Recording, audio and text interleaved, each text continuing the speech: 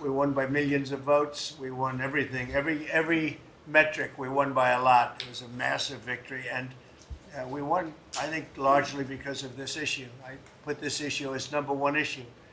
And they don't want us to do what we're supposed to do. And I don't think that can be. I hope the Supreme Court is going to fully understand what's going on. We have to get the criminals out of our country, and that's the basis under which we won the election. Core GDP, and this is, you probably saw some numbers today. And I have to start off by saying that's Biden. That's not Trump, because we came in on January, this is quarterly numbers. And we came in and I was very against everything that Biden was doing in terms of the economy, destroying our country in so many ways. Not only at the border was more obvious, but we took over his mess in so many different ways. Core GDP, removing distortions from imports, inventories, and government spending, was up plus 3% when you add it. We had numbers that despite what we were handed, we turned them around, and we were getting them really turned around. Gross domestic investment was a whopping 22%. Now, that is a number that people are coming in at numbers. For instance, I just walked in, I heard Samsung is now, because of the tariffs, they're going to build massive facilities in the United States. If we didn't do the tariffs, they wouldn't be doing that. So it takes a little while to get those facilities built, but they're coming in with big numbers. They're all coming in with big numbers. We have more money being spent than at any time in the history of our country. We're up to close to $8 trillion, I think I can say. And really, it's going to be a lot higher than that. Those are just the ones that we know about. 8 trillion. I'm not going to say, but I'm not sure if Biden did $1 trillion for 4 years, 1 trillion. But we're at 8 trillion for 2 months, because let's give us a pass on the first month. We were sort of getting a little bit used to things, right? But after 2 months, we have $8 trillion. There's never been a number like that. And that includes chip companies, car companies, every form of manufacturing, high-tech companies. Nobody's ever seen anything like it. So $8 trillion. I can talk about gross domestic product, gross domestic investment. I can talk about a lot of things, but to me, the biggest numbers, the kind of numbers that are, and these people are coming in. Our Secretary of Commerce spent the weekend. He went down to Arizona to see what was happening with the biggest chip company in the world. And he said, Howard, you've never seen anything like it. Do you want to just describe what you saw? So they're investing $165 billion in 1,100 acres in Arizona, and they're building the highest tech chip manufacturing, semiconductors, and 4,000 employees. American tradecraft, right? Technicians doing every kind of work. The classic foundation of America is building it. They had 14,000 people. They're expecting 40,000 people to build the rest of their plants and to employ 20,000 people for the rest of the time. This is all driven. You never saw a site like that. And this is all driven by your tariff policies. No chance this be happening without you. It's going to be about 40% of the chip market from that one section. And this is the biggest chip maker. They have 99% of the market. They come from Taiwan. And unlike the CHIP Act, which was done by Biden, where they hand everybody billions of dollars, the thing they don't need is money. They got plenty of money. What they need is an incentive to come in. And the tariffs, they're building because of the tariffs. Without the tariffs, and I like to say they're building because of November 5th, the election, and the tariffs. But I'm going to be a little more blunt. They're building because of the tariffs, and November 5th gave them the tariffs. So it's amazing when you look. And these are not companies that go out and say, well, we're going to build, we have to go get our financing. Let's go. Like we would, in New York, everybody would look, you get a building site, and then you'd look around for money. You'd look around for financing for 6 months. You'd get your financing. You'd build your building. The market would be good. You'd make money. The market would be bad. It wouldn't be so pretty. You'd have to negotiate, blah, blah, blah. This is different. These people have so much money, they don't know what to do. I asked Howard, did they finance it? No, they do it through cash. And they say that site, and they just started, they just announced it like a month ago, and they've already started. He said, I've never seen a site like it so big. So, you know, you're talking about essentially a $50 billion building. Now, if you build a warehouse for $50 million, that's a big warehouse, Scott. But a $50 billion building, that's a lot. They're building the electric, they've become a utility. And I'm giving them the right to become. They're going to build their own electric, they're going to build their own electricity, which they need tremendous amounts of electricity. They're going to build it themselves. Anything they have left over, they'll hook that into the grid. But the grid is old and they're unreliable and bad things can happen to grids. I said, if you want, you can hook into the grid, but that's a little bit risky. Or you can build your own electricity and become your own utility. And they, I think in all cases, are deciding to do that. So it's very exciting, and we have a lot of things going. We took over on January 20th. These are quarterly reports. We took over on January 20th. The tariffs haven't kicked in yet. I know that, and I don't want this to happen, but I know that China is doing very poorly right now. I just saw some reports coming out, and I don't want that to happen to China. I like the president a lot, President Xi. I don't want it to happen. I was actually saddened to hear it, but they are getting absolutely hammered in China. And, you know, they're sending boats, the biggest boats in the world, carrying cargo like nobody's ever seen before. These are the biggest boats in the world, biggest cargo ships in the world. And they're coming and they're turning around in the Pacific Ocean. They're doing a big U-turn and going back because they don't want the goods because 145% tariff. But at a certain point, I hope we're going to make a deal with China. We're talking to China, but their factories are closing all over China because we're not taking their product. We don't want their product unless they're going to be fair with us. And that includes intellectual property and other things. There are a lot of things far beyond just buy, sell. So we'll see what happens. But, you know, I was not, because somebody said, well, were you happy? I said, I am not happy. I want China to do well. I want every country to do well. But they have to treat us fairly also. So with that, I think we're going to maybe go around, and we have some letters where the secretaries and people around the table are making statements about how they're doing and what's happening. And I could start with Pete on the left because he's my least controversial person at the moment. No, they don't know how good he is. So we'll go around the table and you can hear it. And these are cabinet meetings where they're very open and transparent. And I can guarantee you Biden didn't do this. He didn't do this. Go ahead, Pete. Well, Mr. President, I think we're controversial because we're over the target. And like so many things, Mr. President, you inherited a demoralized military that couldn't recruit, that was perceived as weak after what happened in Afghanistan and elsewhere because of Joe Biden.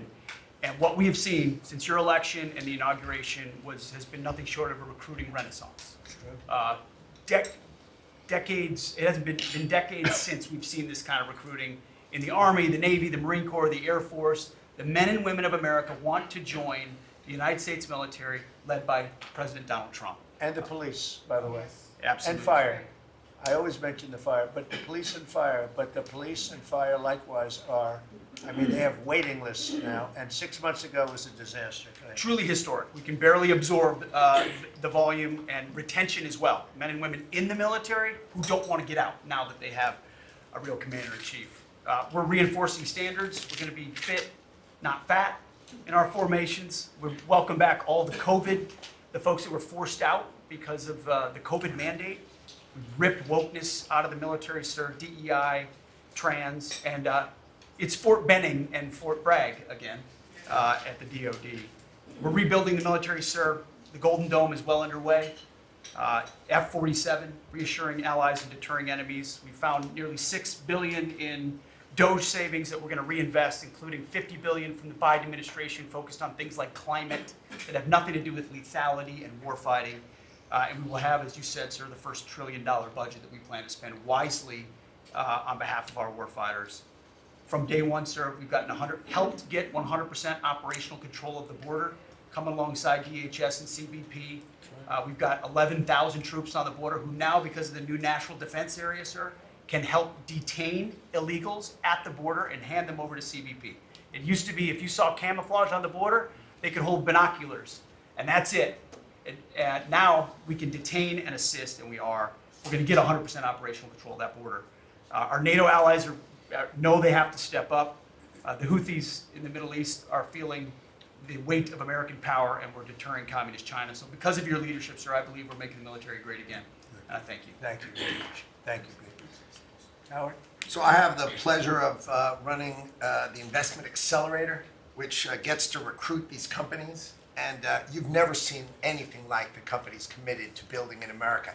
Technology companies have committed over $2.5 trillion to build in America based on your tariffs, right? Sovereign countries all backing, the whole Middle East and all these countries backing their sovereign wealth funds. They all want to invest in America, and they're coming in, again, over $3 trillion committed. So just those two topics, you're at $5.5 trillion, and then you've got the whole pharma industry knows it's got to come home because America pays for all the drugs of the world. So the pharmaceuticals have to come home, right? Autos coming home, industrials coming home. So, you know, we've got to train, and your great Secretary of Labor together and Secretary of Education together, we're going to train the workforce to build America. It's unbelievable. We've got so much, as I travel around, the attention on the Trump Gold Card. I mean, it makes me very popular. Last night, I was out to dinner, and someone came up and said, can I buy 10? And how do I buy 10? And I'm like, that's pretty good. It's $50 million for dinner. So, you know, I was paying for my dinner. The External Revenue Service, right? You've got the tariffs and the hundreds and hundreds of billions of dollars coming in to build the External Revenue Service. That our objective, of course, is to replace the Internal Revenue Service and let those outside countries trading with us, let them pay their fair share to America. And then, of course, you got rid of de minimis. And what happened is these foreign countries were sending in little packages for free and knocking out our mom and pop businesses across America. You put an end to it, and you're going to rebuild the mom and pop and the small business of America. You're their president, and I'm proud to support you. It's very important. De minimis. It's very. It's a big deal. It's a big scam going on against our country, against really small businesses, and we've ended. We put an end to it. Mr. President. Please. So, CAFE standards, we have the fuel economy standards on vehicles that are going to go to 50 miles per gallon. We are going to rewrite those standards, bring it down to something that's far more reasonable. Elon's fine with that, I hope. But it's going to drive down. It's going to drive down the price of a car in America, making cars more affordable for families. Also, Biden had the social cost of credit when we build infrastructure, roads, and bridges, adding 3 to 5% on infrastructure costs. We've gotten rid of the social cost of carbon, driving down the cost to build roads and bridges across the country. We have what is called follow the law. So we have so many states and municipalities that don't follow the law. So whether it's DEI, discriminating against Americans, whether they give illegals driver's license, or their sanctuary cities or states, if you don't follow the law, if you're giving license to illegals, if you're having DEI policies, we're not going to fund your projects. So you got to certify in your state or in your city to get road and bridge money or rail money that you're actually following the law, which includes executive orders from you, Mr. President. We're cutting back funding. We send research money, Mr. President, to universities to do research on more equitable and sustainable transportation systems. Projects that'll use data and public opinion to inform policy and infrastructure and technology benefiting diverse communities, including women and gender nonconforming people. Just stupid wastes of money. We're pulling that money back from universities. We should do good research if we're doing research in universities. And then one last thing, air traffic control. We don't have enough air traffic controllers. We're about 3,000 short. We're working on an agreement with the union, so when controllers become retirement eligible, we're going to cut a deal to try to get them to stay longer, to stay in the tower. And then we have a plan to put more butts in seats in Oklahoma City, so we can get more students through the academy and into towers as well. It's going to take us a while to do that, to train them up, but we're in the process before our 4 years are done. Well before that, we're going to be at full capacity. Joe, do you want to tell them about, I think we have to bring it up, we have very obsolete equipment for air traffic controllers. The equipment, the towers have horrible equipment. It's been renovated for years. The money they spent over the last 4 years, this Buttigieg did a horrible job.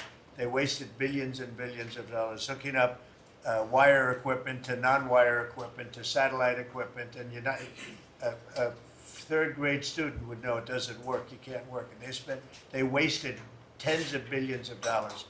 But we want to put a brand new air traffic control system in, and you might want to describe that, please. You and I have talked about this. It's a state-of-the-art system, envy of the world. And it's, I mean, listen, our system is safe, but you would have hoped someone would have seen that there's a problem with fixed-wing aircraft and helicopters coming in at DCA. Someone should have seen that before we lost almost 70 lives. It's our job to look and see that we have an aging infrastructure around air traffic control. And so if we don't build a brand new system, there's going to be failures and people will lose their lives. And so we need the help of Congress to help fund this, but it's going to be all brand new. And after you build a brand new system, we have the bedrock and the foundation to actually build on top of it. But no one has done this, Mr. President. There's Band-Aid fixes that have happened over the course of 20 years. You can't have a Band-Aid fix. It doesn't get done. It has to be brand new. The technology, it looks like it's out of a 1980s movie. Old computers, floppy disks. We're using copper wires, not fiber. So there are great solutions we have available that, by the way, everyone's sick of their delayed flights or their canceled flights. We have more capacity in the airspace, and if we build this brand new system, what you'll have is more efficiency in the airspace, and it will be safer. So the economy will be stronger. We can have more flights and less delays. So I appreciate your support on that, Mr. President. Rebuilding that is very important. You wouldn't have had the helicopter crashing into the plane at 400 feet up when it's supposed to be 200 feet. Right. That would have, bells and whistles would have been gone over, and you would have heard the screaming equipment saying there's a problem coming up in 15 seconds. You got to do something about it right now. And it would have also sent the word right into the helicopter, because I guess you'll be doing the full report on that, but it was pretty obvious what happened. Right. And there was supposed to be at 200 feet, there were 400 feet, and a terrible thing. And that wouldn't have happened if we had the right equipment. If we had the right equipment, you would have heard bells and whistles going off, and it would have alerted them long before that would have happened. 2 minutes before, they would have had a lot of time. So we have to do this. We have no choice, and we're going to do it, and we're going to be very proud of it. They did old equipment in new equipment, and you can't hook in old equipment to new equipment because it's different. Some is satellite and some is ground. The satellite doesn't work. This man would know that better than anybody, but you can't hook up a satellite system to a ground wired system. And if you do, you're wasting a lot of money. They spent billions. This is Buttigieg. They spent billions and billions of dollars trying to patch a system together. They had hundreds of different contractors, and the contractors were all fighting with each other. We're going to have one great big contractor, like the great big beautiful bill, which is going along very well. I guess I like great big beautiful, but we're going to have one great big beautiful contractor, whether it's maybe Raytheon, maybe IBM, maybe it could be any one of 4 or 5 different groups, but you put one in charge. They're very big, very powerful monetarily, and they give you a guarantee, and they hook up everything. They do every single thing. So they're responsible for the digging of the ditches and the fiber and every single element. And it's one system that's hooked in. It's not all these hodgepodge systems that don't work together. And it's just a shame. I mean, it's basic construction, but it's complex stuff. And there are a few companies that do it unbelievably well, and we're going to have that. So, good job, Sean. I know that's your big project. And Mr. President, no one has done it because it is complex. It's hard to do because as you're building a brand new system, you have planes taking off and landing. And so, because it's complex, no one has done it, and you've given the directive and the support to make this happen. So, thank you. Ours is going to be an all-new system. It's going to all hook up. It's going to be the same. The same tower is going to have the same equipment. And all towers all over the country, all over the world actually, mostly, are going to be hooked in together. And when there's a problem, when planes are too close, you will hear a sound that's very ear-shattering. And I've heard it, and it's amazing. I mean, honestly, it's amazing. It's real genius stuff, and we didn't do that. What we did was just waste money. You could have just thrown it right out the window. What they did in this last 4 years was disgraceful. Whether it was the border or this, you can name 100 different things. The worst administration ever. Okay, Thank you, Mr. President. thank you. Mr. President. Secretary? Thank you. Yeah, Mr. President, thank you. And I think one of the things that I want people to understand about the VA is we're part of the national security interests you have, and you've laid the groundwork for that with leadership and making sure that with the Secretary of Defense and myself, we take care of veterans on two ends, one when they come in and one when they served and have earned the benefits that we have. And one of the things is if we're not doing our job on our end, then the recruitment and all goes down on the other end because we have a full spectrum. That's what leadership is about. What we found, speaking the last 4 years, is we found an administration that wanted to throw money and people at problems, but they didn't want to put leadership in. They just put money and people at it, and we saw wait times stay the same. We saw issues of suicide rates, death by suicide, not change. We saw a homelessness issue barely go down. We saw disability claims skyrocket when you took place over 250,000 back dislodge, which we're already bringing down almost 40,000 so far just in the last couple of months. But we've also put back what you, and I was in Congress when this happened, and I was glad to see it. The Mission Act is back front and center at the VA. We're actually doing community care. We're actually giving the veteran the choice that they've earned and they've deserved, whether they can get their VA care inside our facilities or in the community. It's their choice. It's VA care. We're going to give them the highest quality care wherever they want to go. Also, we're expanding out options for treatments and others for those that are new. We're experimenting and looking at new counseling ideas, all new drug techniques that we can help with PTSD, TBI, the things that are affecting our veterans right now. But also, we've taken the leadership to take people and bring them back into work where they're actually communicating. They're back in our offices. We put thousands of people back in. We're processing more claims daily than we were in the last little bit, hit 1 million before has ever happened, and we're actually bringing it down. And I've actually taken our deputy secretary, and he is actually handling a strike force now to bring down that disability claim, plus our regular work that we're having done. We've also taken almost $300+ million and taken it out of contracts that we've all heard about so far. We were doing contracts for meeting notes and PowerPoints, and if our folks didn't know how to do meeting notes and PowerPoints, go online and learn yourself. We're not going to pay for it anymore. And we took $360 million and put it back into community care and also our health records management system that we have. We've opened 6 new facilities just in the last little bit for all the media who wants to talk about how we're hurting healthcare. We just opened 6 new facilities. By the way, thank you. You're welcome. As we go from that we've continued. We've also took $11.6 billion in ceiling values of contracts and terminated that we did not need, resulting in significant cost avoidance for the future, but also still maintaining the ability to take care of our patients and also our disability benefits. We've also gotten unity again. We did away with $14 million in DEI spending. We've ended gender dysphoria treatments. We phased that out. All directed the savings from that go to paralyzed veterans and amputees. We've also continued to work toward, as you've, in anti-Semitism and also anti-Christian bias that we saw. The biggest thing, though, Mr. President, I wanted to state, is you told me when you said for me to take this job, you said take care of my veterans. Well, we've done something in taking that step forward.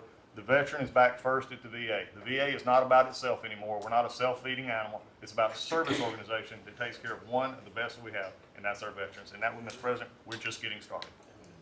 Thank you, Doug. How are you doing with the suicide rates? We're getting, it's tough, Mr. President. That's something that we're looking at. This is something that we've had $588 million that's been spent over the last, especially 4 or 5 years to be prevention, and yet the numbers stayed at 17 or 21, wherever you're going to have it. We're now opening that back up, taking in nonprofits. We're bringing in others who have things that are actually looking at. I've worked with Secretary Kennedy and others on the idea of we're opening up the possibility of psychedelic treatment and others that give us an opportunity. We got to research it, make sure it's good, but it's opening up that possibility. And I think, again, veterans are understanding now that we're putting them first. When I go to these hospitals, they're actually coming up saying thanks. We're back in where we need to be, and we're seeing a workforce develop. So suicide is going to come down. It's also going to take some transition stuff that your Secretary of Defense has been very helpful on. We've got to transfer them out of the military so they come to us better, but we're working on that. Thank you. Jameson? Mr. President, it may come as a surprise, but this has been the busiest 100 days in the history of the office. In history. In This is the biggest deal ever done. If you sold IBM, ExxonMobil, and 5 other companies together, it's peanuts compared to what we're doing. This is the biggest deal ever done financially in the history of the world. And I think we're doing great. You're going to see some big, big results. Go ahead. And I'll just say something that Secretary Duffy said in his context, because it's complex, no one has done it. So this is something, a reordering of global trade that hasn't happened since the end of World War II. And it's long overdue because we've seen manufacturing offshore under the old global trading system. When the net result of the global trading system is that all the manufacturing goes to Asia and other places, that's a system you have to replace. That's what you're doing. They said you wouldn't be able to do global tariffs. We did it. They said everyone would retaliate. No one retaliated outside of China. They said no one would come to negotiate. We're talking to dozens of countries. They said no one would have offers. We have dozens of written offers. We have lots of countries in this week. This is like a break for me to come. And not sure. With all the countries that want to negotiate. They all want to negotiate. They want to make a deal. Don't zoom in on this. Yeah, this is like a tracker, right? We have all these columns of which countries have come in, when we started negotiations, who gave us an offer, are we in technical talks, and when do we expect to have deals done? Those are some weeks out, but we're working very quickly on this. Thanks to you. Thank you, James. You're going to have a lot of fun for the next 3 weeks. Michael, you have anything? Mr. President, the last 4 years, the world experienced a total lack of zero leadership under Biden, and then we've had 100 days of your leadership with respect, with strength, starting with there'll be all hell to pay if you don't let our people go. Dozens, over 40 Americans have come home under your leadership. Far more terrorists are no longer threatening the homeland under your leadership, pulling all of these agencies together, including the evil individual responsible for the Abbey Gate bombing, and to sit with the 13 Gold Star families, and you showing that follow-up and that justice has been incredible. But pulling this great team together, Mr. President, everything from revitalizing shipyards to cyber to space, that takes this entire team working together. It's an honor to serve you in this administration, and I think the world is far better, far safer for it. Thank you very much. The Abbey Gate is really important. This was a horrible thing that destroyed the image, frankly, of the Biden administration. What happened there was a disgrace. It should have never happened, and Pam is working very much on prosecuting that person. We have the person, and he'll do well. I have no doubt about it. Thank you very much, Michael. So the CIA, I don't know, Ratcliffe, I don't know if he's going to say anything. He's probably the one person here that's not allowed to talk about the great job he's done, but go ahead anyway. Mr. President, as you know, at your direction, the CIA has deployed our unique covert action authorities in various places and continents to successfully advance your national security and foreign policy priorities, to advance peace, to end wars, to take terrorists off the battlefield, and to keep illicit drugs from coming into this country and harming Americans. Unfortunately, as much as I would love to detail your accomplishments in that regard, we can't do so in front of this crowd. But you and I both know, Mr. President, that you have had a profound positive impact on America's national security posture, and Americans are safer because of your leadership.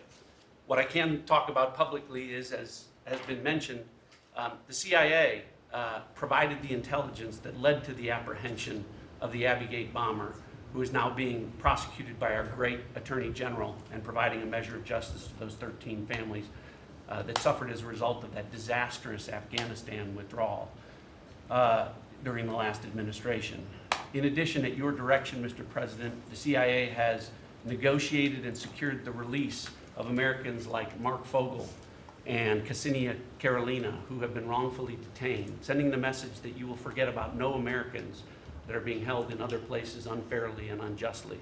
And finally, Mr. President, the CIA is being restructured at your direction to focus on our core mission and to eliminate the well-documented politicization that has taken place in the intelligence community from bad actors in the past, to focus on our core mission and to make America safe again. Thank you for the opportunity, Mr. President. Good job. You're doing a great job. Thank you very much. Russell?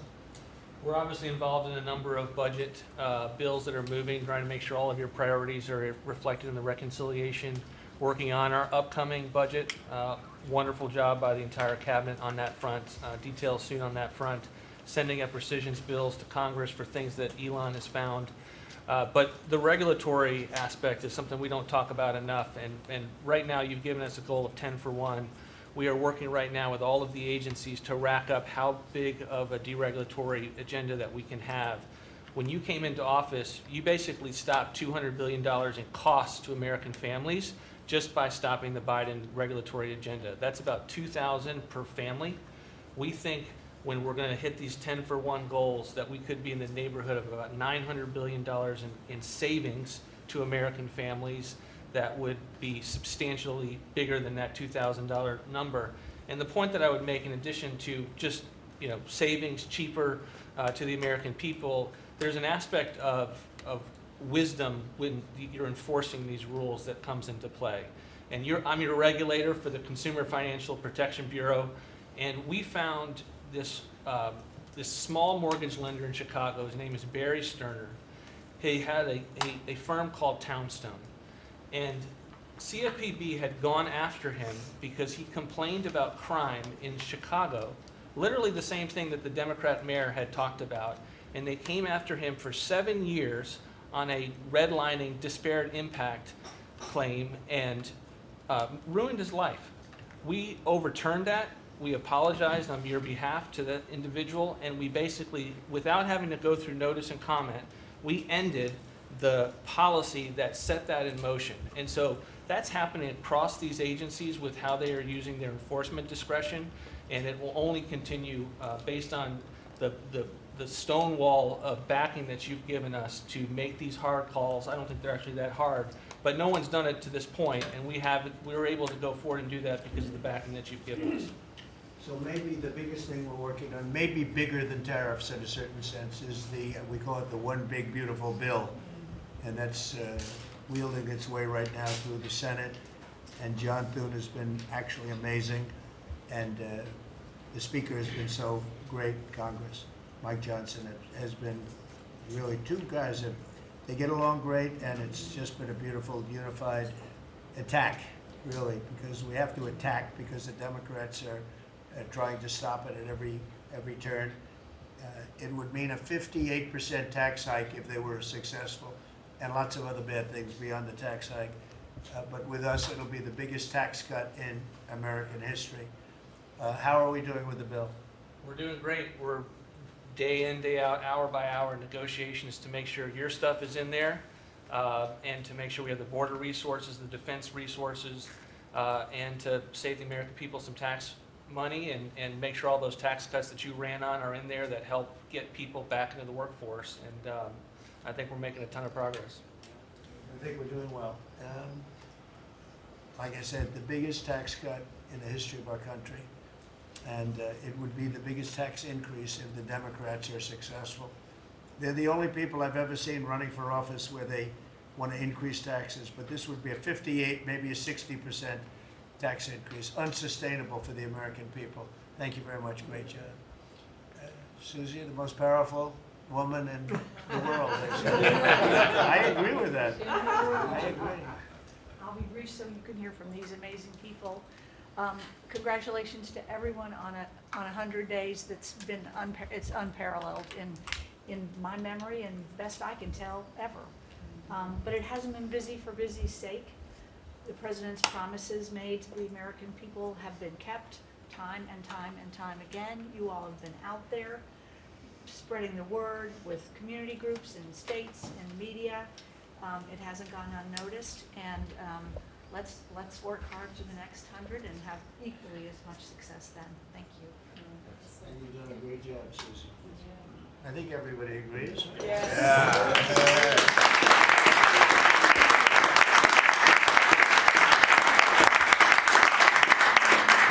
If you have anybody that disagrees, please, in front of the media. Please raise your hand if you have the courage to do so. Anyway, go ahead. Yes, sir, Mr. President. Thank you. And you made it very clear that you wanted to put America first, and also from day one you wanted to make housing affordable again, because we do have a housing affordability crisis in our country. And so at HUD we've been cutting all the red tape and bureaucracy as it pertains to housing affordability and unleashing creativity of our builders and developers around our country and restoring local control. We took down the affirmatively furthering fair housing rule, as you know, which was a zoning tax from Washington. So no longer will Washington be picking winners and losers, but localities and elected officials in different states and cities will have that flexibility. Also, you alluded to securing the border, and such a great job has been done with all of our partners at the table. And at HUD, we want to make sure that the resources that we have now, which is American taxpayer dollars, in the Biden administration, they prioritize illegal aliens over the American people.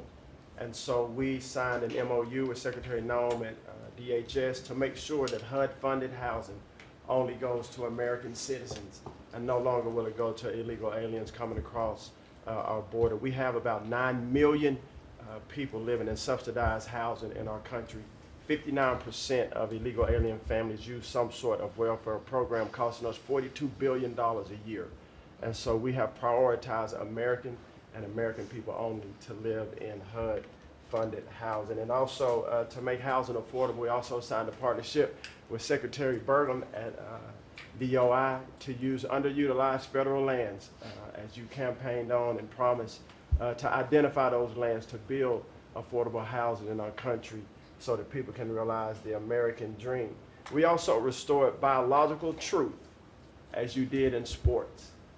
We have the equal access rule at HUD, which we took that rule down to ensure that at women shelters, that those that enter those shelters would be of the same sex, and that we would protect the ladies of our country.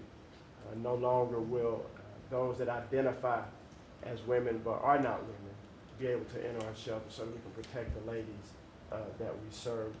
Along with our DOGE task force, we identified over $2 billion in savings.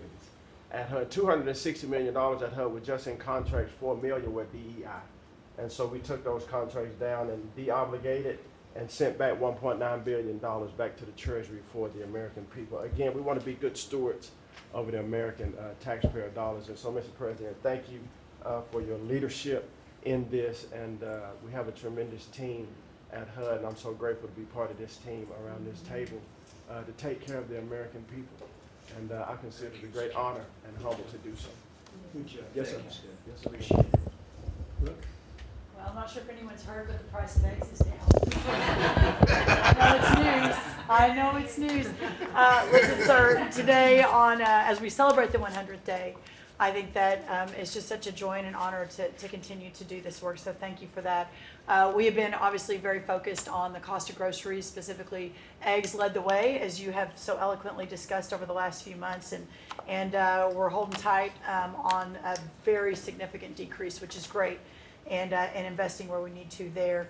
As I mentioned before the press came in, we have had a massive issue with Mexico on water, getting water to our farmers along the border for decades. When I worked in Texas 25 years ago, we were fighting with the Mexican government over the water then.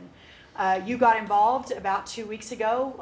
That evening I started conversations, and as of just a few days ago, thanks to Secretary Rubio's great deputy secretary and I have been negotiating, and we hit the best deal I believe in history on behalf of our farmers, and thanks to your leadership and your strength on that. And that's a really big deal long term for those farmers in the southern part of the country.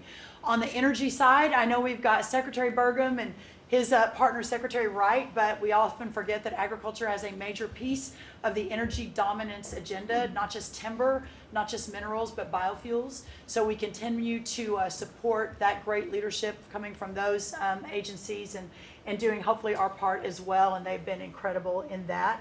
Our farmers have been hurting under the Joe Biden administration. There was a 30% increase in the cost of input, so the cost of doing business for these farmers over those 4 years. When we left the White House the first time 4 years ago, we had a $0 trade deficit with our agriculture products. After 4 years of Biden, that hit $50 billion because they just didn't make an effort. And so obviously that's $50 billion less dollars at a time of very thin profitability for our agriculture community. So the Congress passed because the last administration didn't get a farm bill done either, the farmers were hurting there. So Congress stepped in. I say all that and basically said $10 billion to move out. USDA, fastest in history, that money went out to those farmers that couldn't make plant their crops. And so I'm really proud of that, and you'll hear a lot of that from the farmers today, that this USDA is moving more quickly than any ever before. And we're not organizing money based on the color of skin and other ways, which was how the last administration was moving out. We have canceled $6 billion in contracts thanks to our great friend Elon Musk and his Doge team. A lot of those were DEI, gender, studying transgender mice. Who knew? The racism in pest management, we've canceled all of it. We're going through a major restructuring. USDA is one of the biggest agencies. It's sort of a catch-all. And we're really downsizing and aligning around putting farmers first, which is really important. A big part of USDA, though, is food stamps. It is perhaps one of the largest, if not the largest, welfare program, and it's a supplemental nutrition program.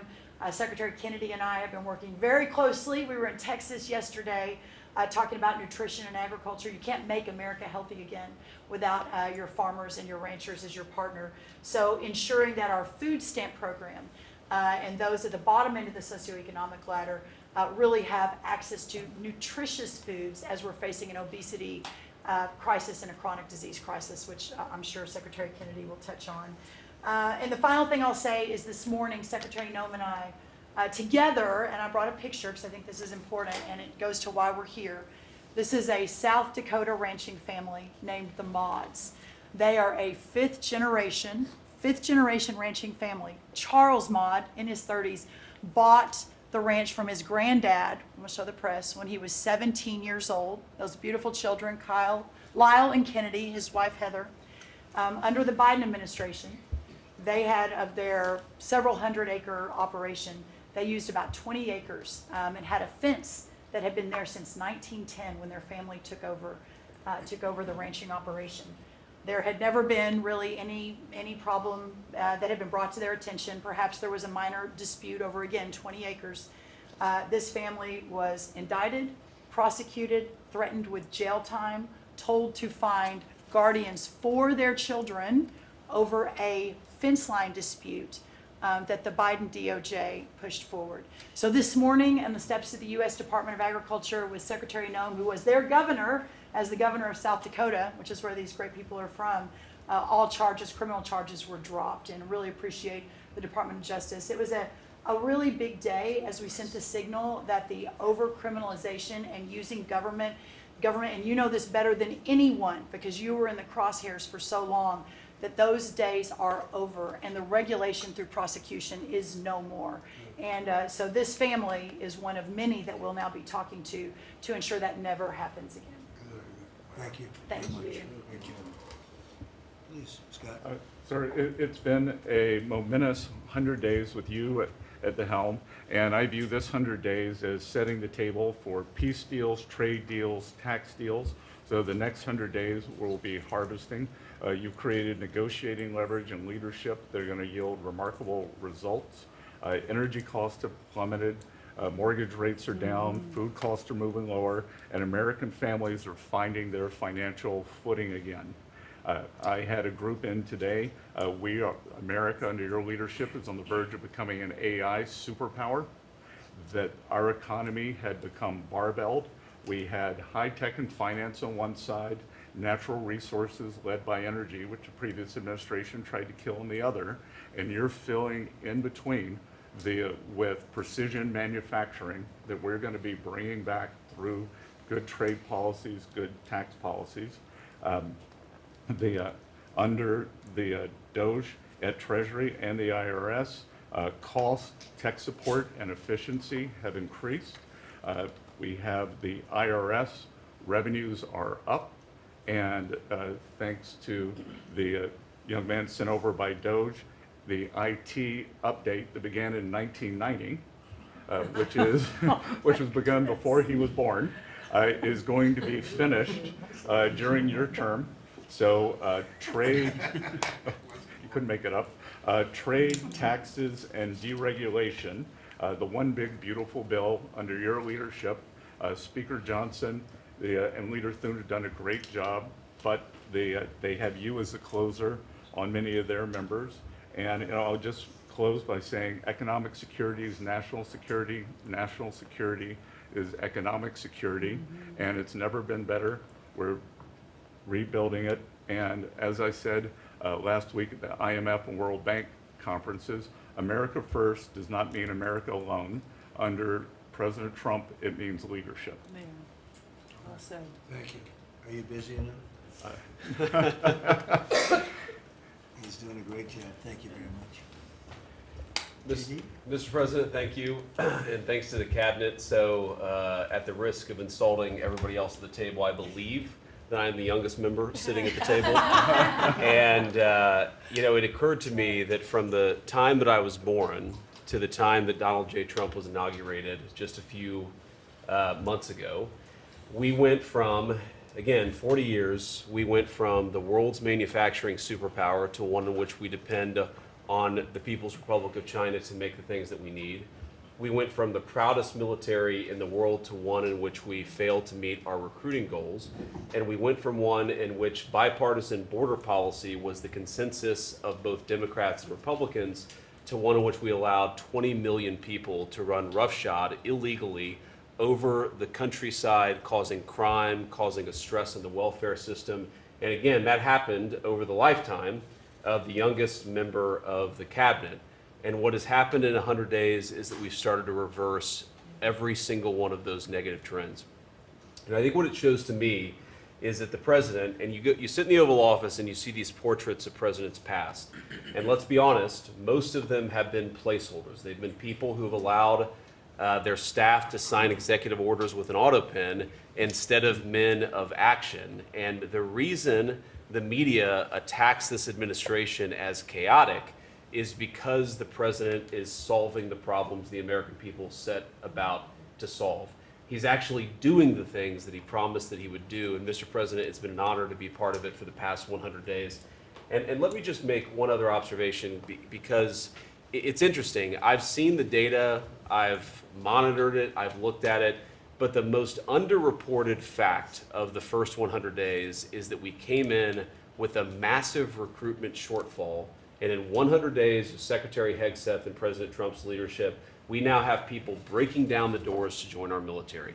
To the media assembled here, it's a really interesting question.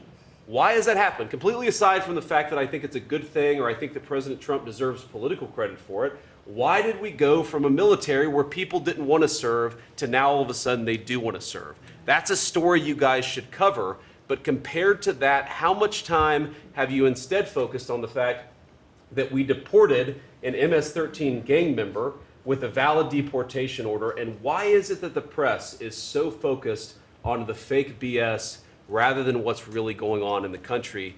I think that what we've shown, sir, is that you can do a lot. You can do a lot in 100 days, but you've also unfortunately revealed that too much of the American media hasn't learned the lessons of the past 40 years. Thank you, sir.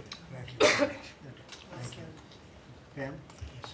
President, your first 100 days has far exceeded that of any other presidency in this country, ever, ever. Never seen anything like it. Thank you. Your directive to me was very simple: make America safe. And despite that, we've still been defending over 200 civil lawsuits filed against you. On top of everything else, I think I'm representing every one of you in this room in some capacity. And no, you will not be arrested by the U.S. Marshals. Over 200 lawsuits, over 50 injunctions, and now we've got multiple cases in front of the Supreme Court, and we will succeed, and we are doing great in front of the Supreme Court, President, and we'll continue on with that. I was at DEA yesterday, and they said to me, you, Donald Trump, have taken the handcuffs off of DEA agents. And as a result of, since you have been in office, President Trump, your DOJ agencies have seized more than 22 million fentanyl pills, 3,400 kilos of fentanyl since you've been your last 100 days, which saved, are you ready for this, media? 258 million lives. Kids are dying every day because they're taking this junk laced with something else. They don't know what they're taking. They think they're buying a Tylenol or an Adderall and a Xanax, and it's laced with fentanyl, and they're dropping dead. And no longer because of you, what you've done. ATF, since you've been in office, President, along with DOJ agencies, seized 14,500 guns off the streets. Why aren't people reporting that? 651,000 rounds of ammo. That's up 151% from 2024. That's keeping America safe.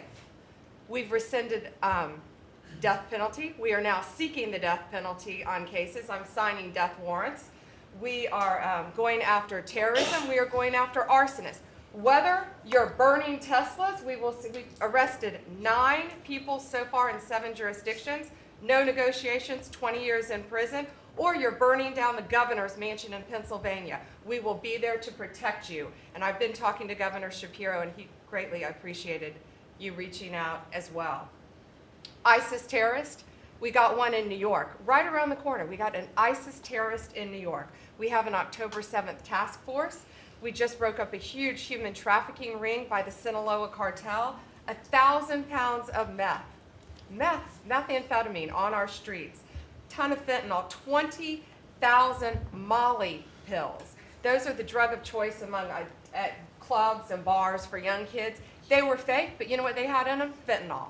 That's 20,000 lives saved because of you, right there. We brought back 29 cartel members from Mexico at your direction, and one killed the Kiki Camareno, a DEA agent, in 1985, and many of us got to talk to his widow and his son, who is now a judge.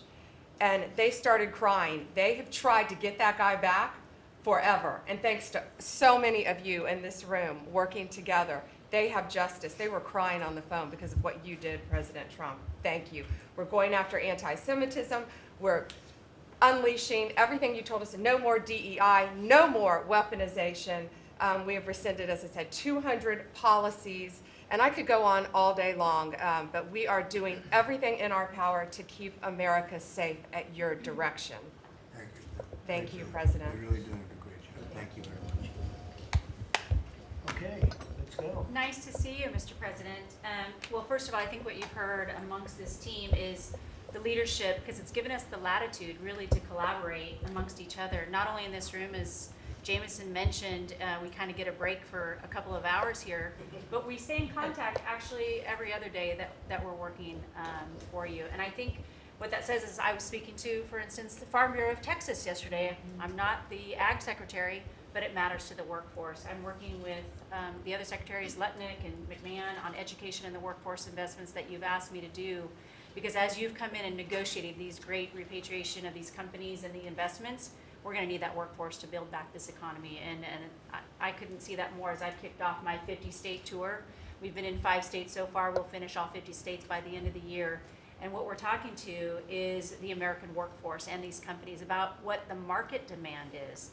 That's the difference, that we finally have made that connection. What do they need? How quick do they need it? And how fast can I get these either apprenticeships toward that million that we've put that lofty goal? We've already added 80,000 new apprenticeships already just since January. So at the Department of Labor, that tour is kicked off, and I couldn't be more honored to be on the ground and see my colleagues that we're passing in the skies, but we're on the ground together because we're all collaborating together. One of the things that we're talking about, illegal immigration, I have put states on notice. I warned all 50 governors that if they continue to reward illegal immigration by treating unemployment benefits as a handout, they're going to lose their federal funding as well. We can no longer continue to give unemployment insurance to illegal immigrants, and so I've let those governors, and I sent out that letter last week. We also eliminated discriminatory DEI offices within the department, specifically the Office of Federal Contract Compliance Programs. Most of our federal contracts were really just to focus on DEI enforcement. We were really punishing a lot of these companies. If they weren't complying, they weren't going to have a federal contract. We've let go of that program completely. $4.4 billion in unspent COVID funds came back to the Treasury from the CARES Act. Billions were collecting thus in these coffers, in the state coffers. We've asked for that money back to return to the Department of Treasury.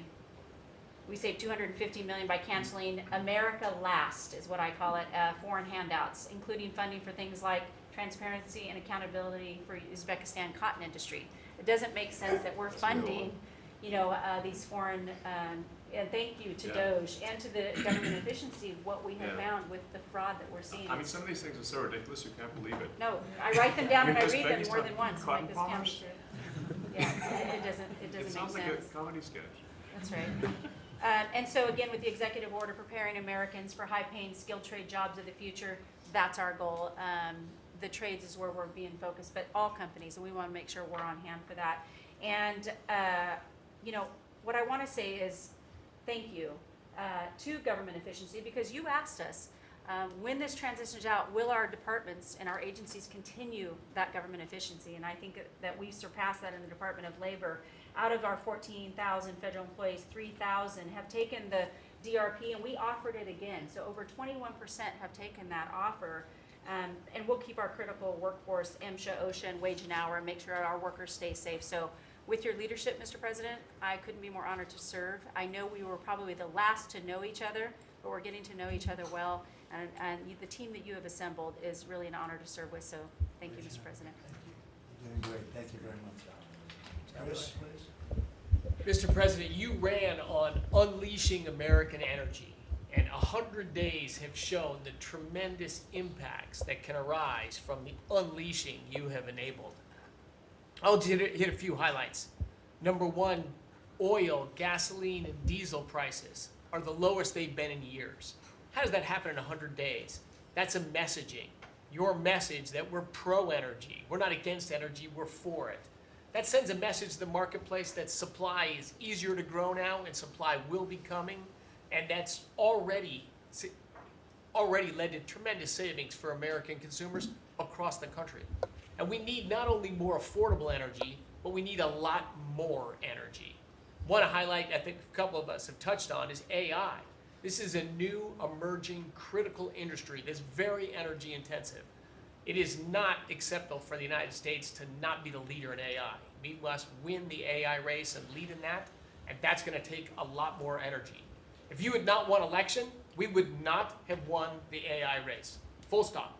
Energy would not have been there to enable us to win. Reshoring of manufacturing. These trillions of dollars you led off with, it's going to come back to our country to make chips, to make steel, to make automobiles, to make artificial intelligence, to make all of these industries we've outsourced. That's only going to be possible with way more American energy. But we have that energy. We have those resources. We have those businesses. We have those capitalists. We just need to stop standing in the way of them and follow the lead you've set, which is to enable them, not to subsidize them, not to help them, to enable them to invest American money and create American jobs here. Regarding our balance of trade, the second largest export of the United States is liquefied natural gas. Second fastest. In the next few years, it'll be our largest export in our country. But yet, 18 months ago, the Biden administration had said, we're going to stop issuing permits for new LNG export terminals. That's just nuts. That's a great competitive advantage we have, huge balance of trade driver, a huge industry just coiled and ready to go. I just came back from Poland last night. They are thrilled that America's back in business again and that the rest of Europe can get off of Russian energy and can enable their own economic growth with secure, reliable, affordable energy from the United States. I also witnessed the signing ceremony for a deal between two large American businesses to build a huge nuclear power plant in northeastern Poland. The first of this design built in Europe. It'll be the first of many. I spoke with many other nations over there. They want to buy more American gas. They want to get American technology. They want to have a partnership with us. And they shared the message I delivered to Europe in my keynote remarks is that unleashing energy is the way you make your society safer, more prosperous, more free, and that these sort of over-the-top climate alarmism doesn't do anything to help the environment of our world, but it does impoverish people, it does reduce the security of your nation, and it makes you weaker. I think that's a constant message many of us around this table have brought to Europe. We want our friends in Europe standing up again and leaning in. A lot great is happening under your leadership. We're unleashing consumer products that Americans wanted to buy that Biden was making illegal. I'll be in Georgia on Friday at Renai's manufacturing plant. Tankless natural gas water heaters. incredibly popular product, they almost became illegal. The return of common sense is incredibly welcome across this country, across the world. And back to Elon, that extra thing, we're going to deliver all of this with less people, less money, less burden on the U.S. taxpayers. Not smaller departments and smaller services, better, more thoughtful services done more efficiently and smarter. The way you'd have to run a business. We've got to get our fiscal house in order, and you and the people around this table are making it happen. Thank you, Mr. President. I'm honored to be here. Great job. Thank you very much. Please. Yes, Mr. President, you are 100% correct. The border is 99.99% safe, under control. You have completely reversed the entire situation. In fact, the day before yesterday, I was down in El Paso, and those Border Patrol agents are so impacted by how you've changed things in a year. They have put up huge pictures that say, under the Biden administration, the mobs of people that were pushing through razor wire and trampling children, and the chaos and the violence that was happening at that same location, they have a picture there that says, this is what the Biden administration looks like, and this is what the Trump administration looks like. It's peaceful. People who do business between Mexico and America are coming through. They're doing it legally. They're following the law, and it's all because of what you've done and what you've empowered them to do. The recruitment for Border Patrol is through the roof. For ICE agents, they want to be a part of ICE because they recognize they actually get to do their jobs. I have the Coast Guard too. Coast Guard recruitment is up over 20% just in the last 60 days. Everybody wants to be a part of what the heritage is of this country.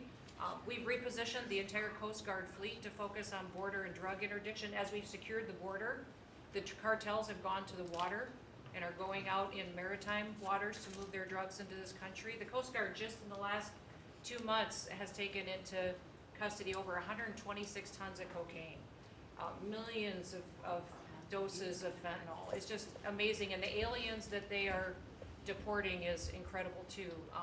We've been working with all of them. The one thing that I want to point out is the fake news has been saying that Biden deported more people than you, and it's an absolute lie.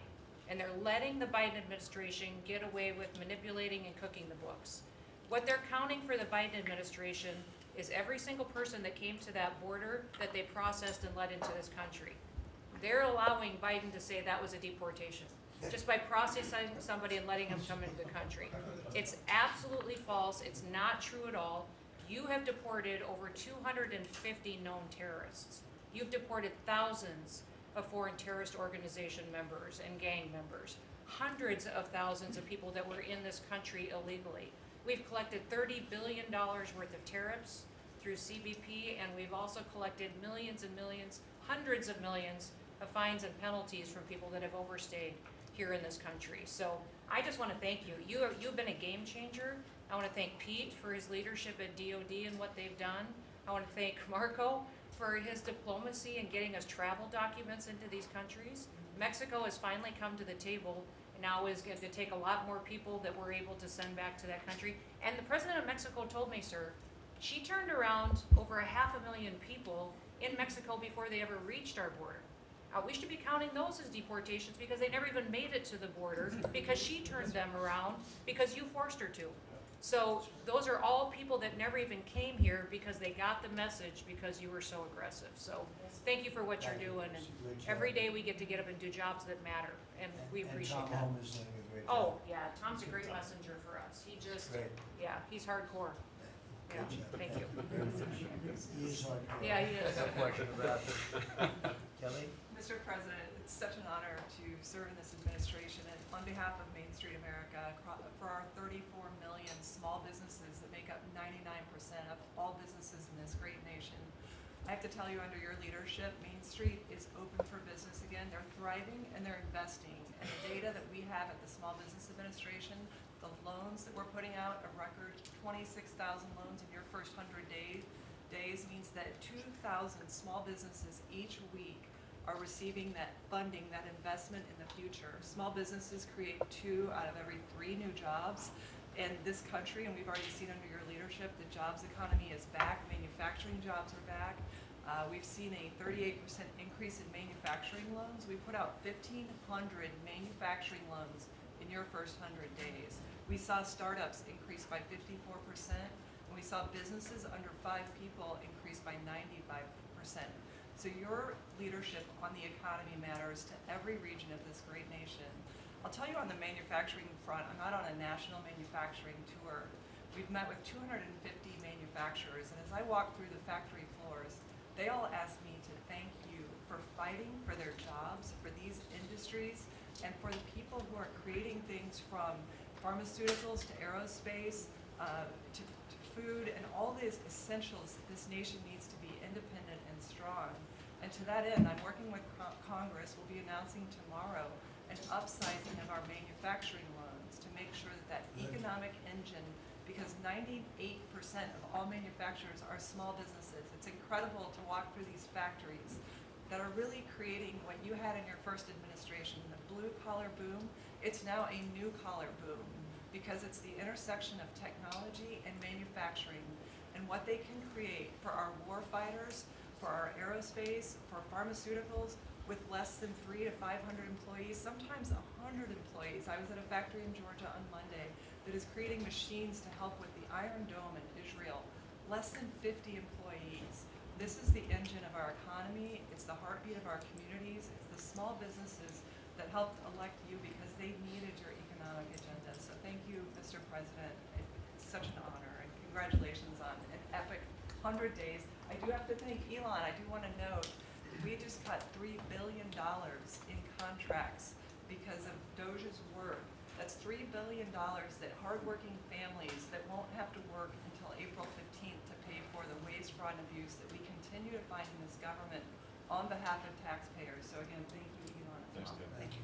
Great job, Kelly. Thank you very much. Elon, I love the double hat, by the way. He's the only one that can do that. Get away with it. Well, Mr. President, you know, they say I wear a lot of hats. And as you can see, it's true. Even my hat has a hat.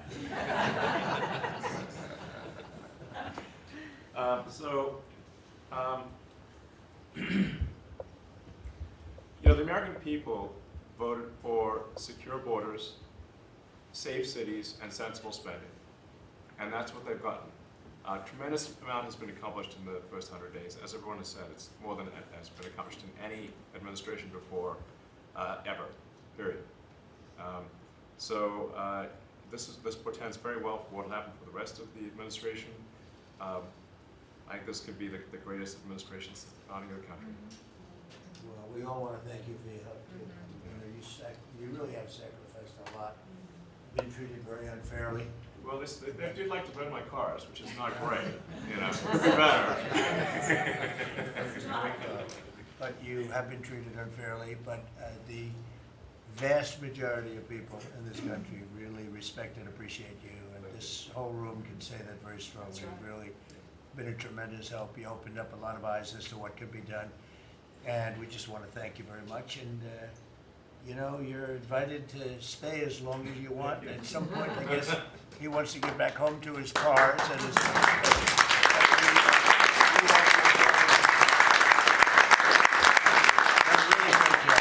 You've done an incredible job. $150 billion. Think of that. Yeah. 160 now. Yeah, 160. They said, oh, it could have been more. And a lot of stuff is being worked on. That number could be doubled and even tripled. A lot of things are being worked on that we don't count yet because it's not quite there. But you've done a fantastic job, and we appreciate it very much, Elon. You know thank you. And it's also an honor to work with your incredible cabinet. I just like to say thank you, everyone, for it's great to work with you. Thank you very much. Thank you. Mr. President, congratulations on this truly historic first 100 days of your administration. Really only made possible by your focused leadership on delivering the mandate the American people gave you.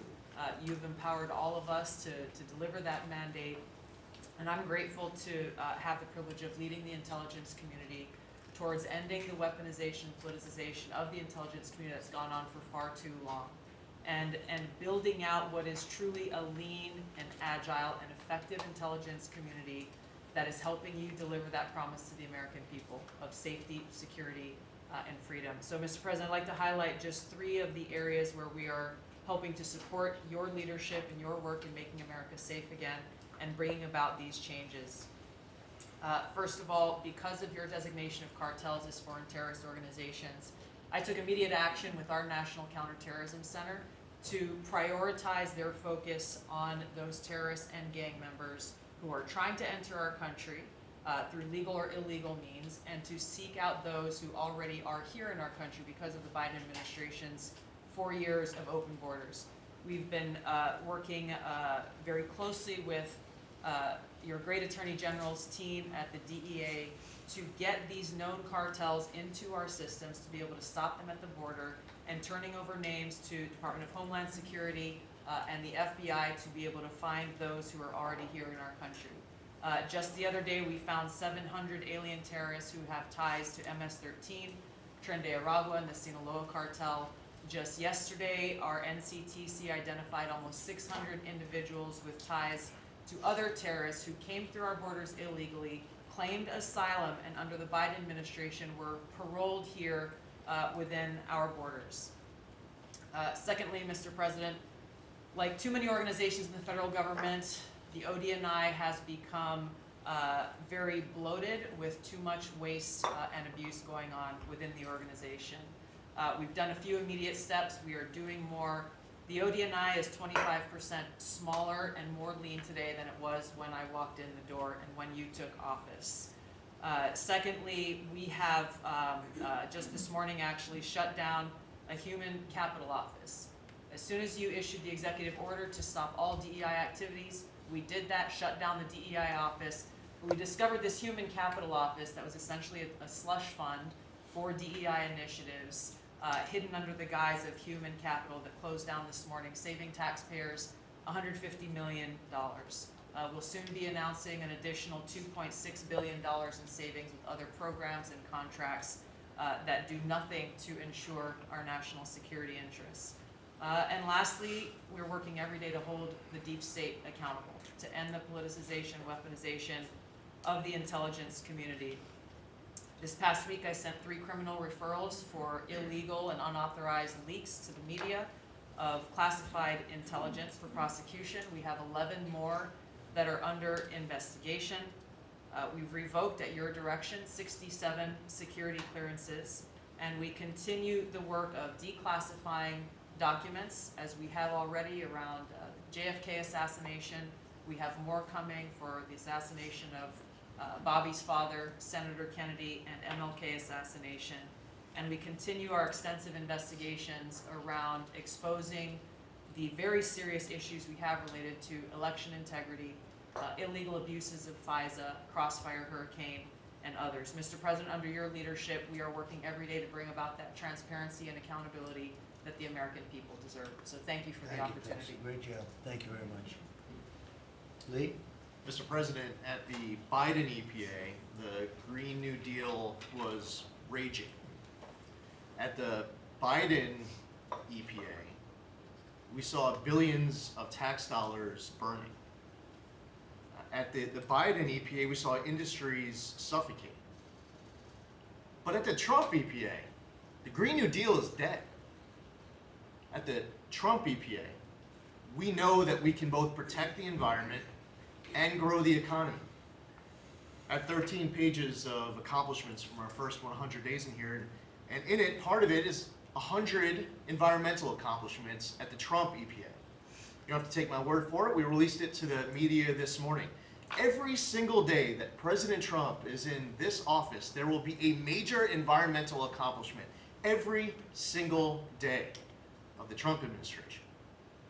At the Trump EPA, we're also launching what is the largest deregulatory action in the history of the country.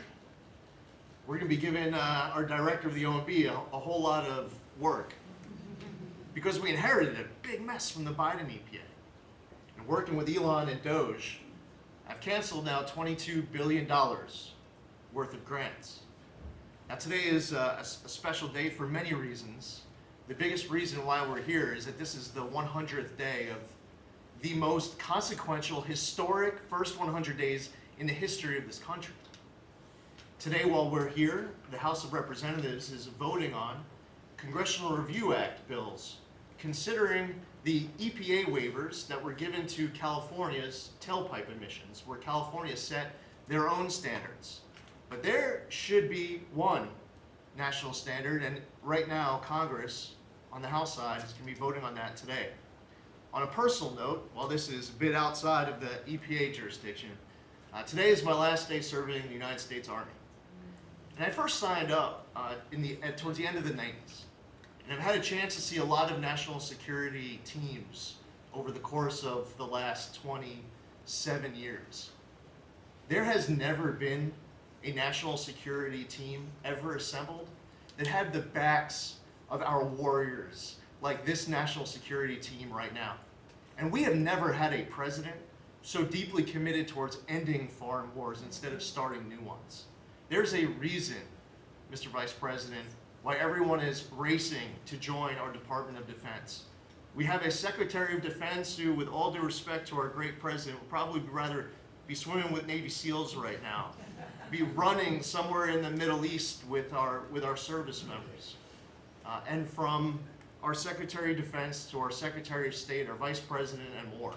I just want to say thank you as a veteran of our military for assembling what is the greatest national security team that I have ever seen in my 27 years associated with the United States Army. Has Pete signed off on this retirement leave? Is that?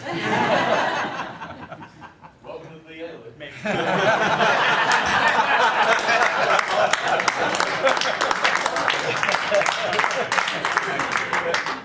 Thank you for your service, Lee. Yeah, thank you.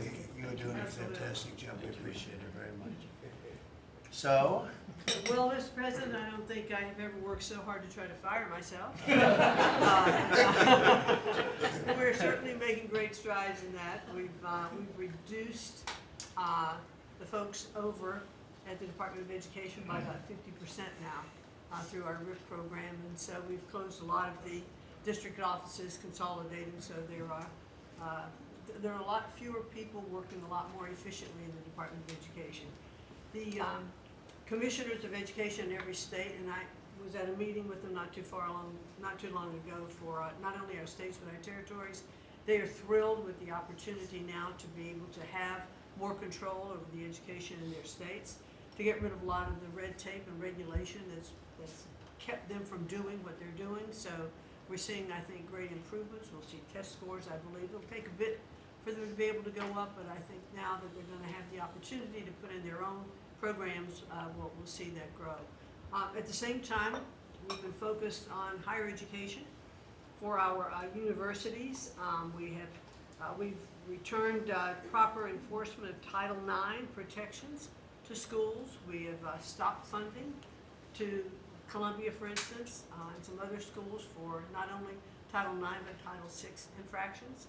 And those are moving along. I think we've brought people to the table. They know that you're serious. You meant what you said. They're going to make changes. They're making their campuses safer again. Anti-Semitism was just out of control in many of our universities. And so some tried to, in fact, Harvard is sued, and they're saying that it's, First Amendment infraction. No, this is civil rights, safety on our campuses for our young students, who are there. And with Pam's help and the task force that we formed with HHS, with GSA, with other agencies, we're going to make sure that our campuses are safe. And so there's a lot of good work going on. I think one of the biggest things, you'll be very happy to hear this, Mr. Vogt, that we are putting back into place collecting on our student loans that have been delinquent since March of 2020.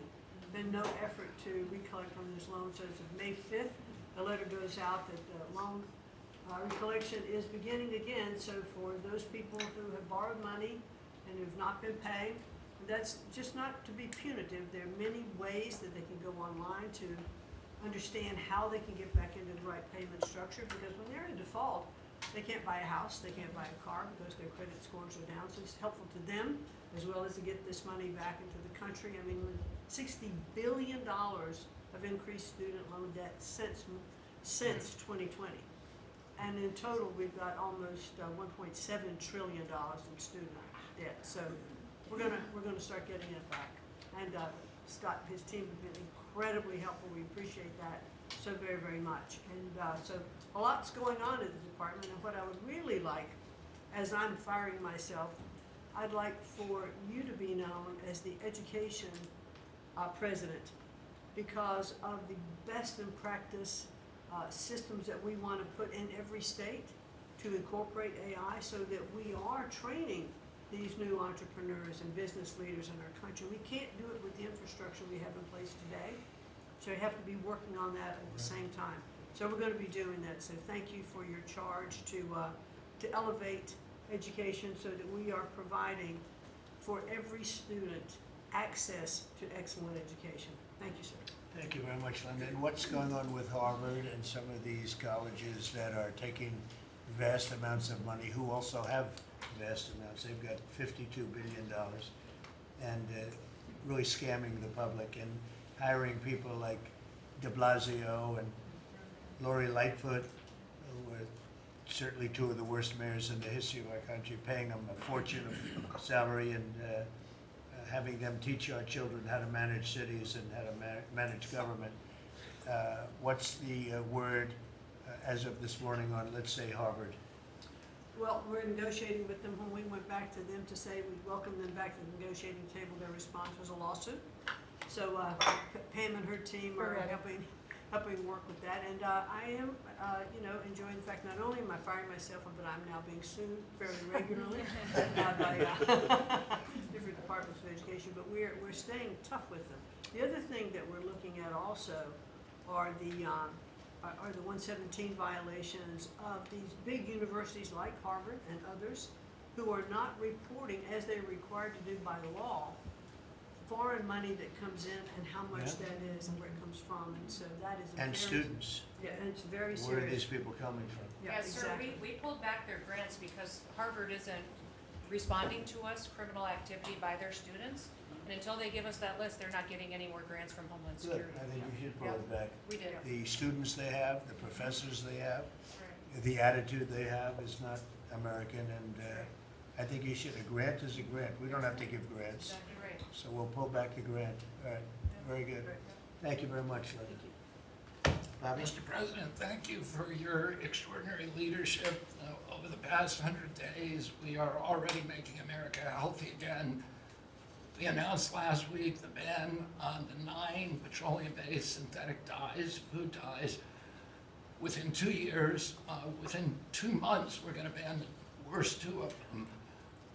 I am working with Secretary Rollins on dietary guidelines. The dietary guidelines that the President Biden's administration gave us, 453 pages. They're basically unreadable.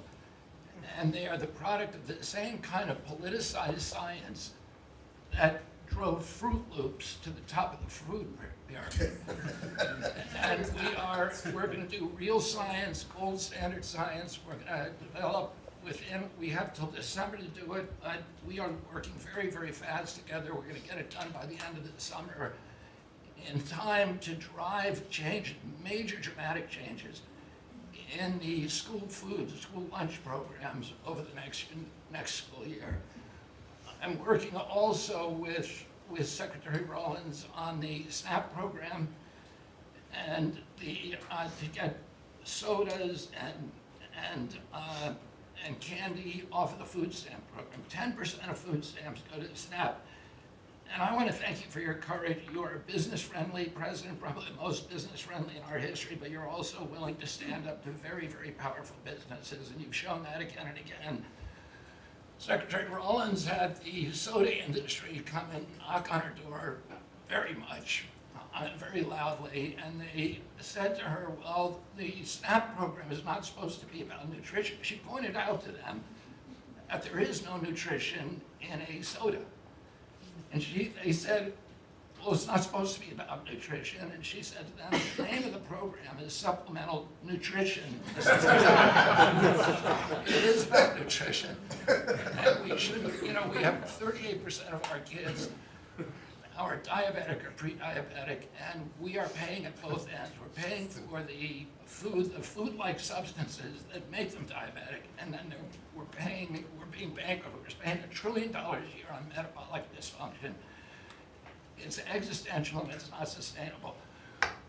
We have, I visited Arizona, West Virginia, Utah, and Indiana in the last 2 weeks, who have all applied for SNAP waivers, were encouraging, thanks to Brooke Rollins' leadership, all the states to apply for those waivers. I also visited Utah, which is the first state to ban supplemental fluoride. Florida yesterday passed a bill to ban supplemental fluoride. I'm confident Governor DeSantis is going to sign that.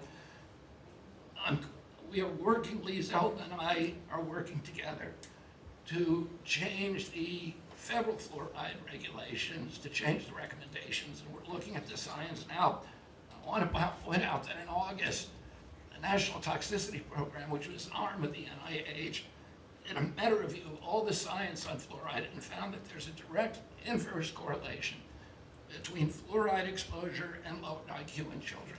So the more you get, the stupider you are. And we need smart kids in this country, and we need healthy kids, and thank you for your leadership. We're going to get there. We're reviewing the GRAS standards now we're revamping them to get 10,000 ingredients that are in our foods. The Europeans only have 400 ingredients. We have 10,000. There are chemicals we know nothing about, and we are going to stop that process, and then we're going to go back and look at these chemicals and make the companies either get rid of them or to label them.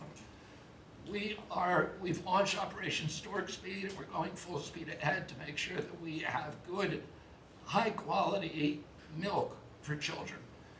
We have launched the autism study at your direction. By September, we'll have some of the first answers. Within 6 months of that, we will have definitive answers, not only for autism, but for the etiology of a whole range of autoimmune diseases that have become epidemic in our children. We have ended HHS as the role as the vector, the principal vector in this country for child trafficking. And during the Biden administration, HHS became a collaborator in child trafficking and for sex and for slavery. And we have ended that, and we're very aggressively going out and trying to find these children, the 300,000 children that were lost by the Biden administration. And we have ended funding for gender mutilation surgeries and other kind of gender dysphoria practices, and thanks to Elon, we have saved $67 billion at our agency without compromising any of our critical programs. Mr. President, I want to thank you for your vision, for your leadership, for giving me the 100 busiest days of my life, and most exciting and most rewarding. And there's, over the next 100 days, we're going to do much, much more. That's good. Thank you very much, Mike. Very good, very important. Thank you. Doug, please. Well, President Trump, on your first day in office, you wisely declared a national energy emergency. And this was essential because it was the signal that we're going to go 180 degrees from the disastrous and dangerous Biden policies that were based on a climate ideology that was the root cause of the inflation in this country. It was the root cause of wars abroad. It was the root cause of our manufacturing disappearing from our country. We can't have energy security. Without energy security, we can't have national security, and you understood that. But now with everything that's flowed from that, dozens of other EOs that you've done, America is back in the energy business. As Chris said, there's been a signal that's sent around the world. Capital is flowing, coming back in. The smart money is coming to this country. And now you've given us a chance to win the AI arms race against China. We know we're up against a formidable competitor. China opened up 94 gigawatts of coal in the last year. That's more than all of California and all of New York combined in the last year. We've had presidents in the past, the Biden administration, that were running away, again, under this climate ideology. You've embraced baseload power in this country. I'll never forget standing in the East Room with you, surrounded by the coal miners around this country, where you said, hey, big, beautiful coal. As we work to try to identify the balance sheet of America, our earliest estimate is that the coal resources in America, just on public lands, could be worth $8 trillion with a T. That was all going to be taken off our balance sheet if we weren't going to touch it. But now we're back in the business. I was 1,800 feet underground in a coal mine in Alabama a couple weeks ago. They do metallurgical coal. Without metallurgical coal, we can't produce steel. This is a plant. This is a plant that would have been in a mining operation that would have been shut down under the Biden administration. What we're doing here, back in the business, we're doing leasing. We're leasing for oil and gas. We're leasing for timber with Brooke Rollins. We're leasing for grazing. We're leasing for critical minerals, which is key. And when we lease the public lands appropriately and by the law to do that, we're bringing in revenue. We're bringing in jobs. We're helping strengthen America. And so we're treating our natural resources like the American balance sheet they are. And America's resources, the 700 million acres of surface that's public, the 700 million of subsurface, the 2.5 billion offshore, all contain what we need to have self-sufficient supply chains. And so in this, we're focused deeply on critical minerals. The Biden administration put us in a real predicament right now. The whole trade team, the whole cabinet, Susie's jumping in, leadership across everybody, the National Energy Dominance Council. But of the top 20 critical and rare earth minerals that we need for defense, that we need for industry, China's controlling 85% of the refining for that. So we are running at warp speed 7 days a week to try to put ourselves back in business in that way.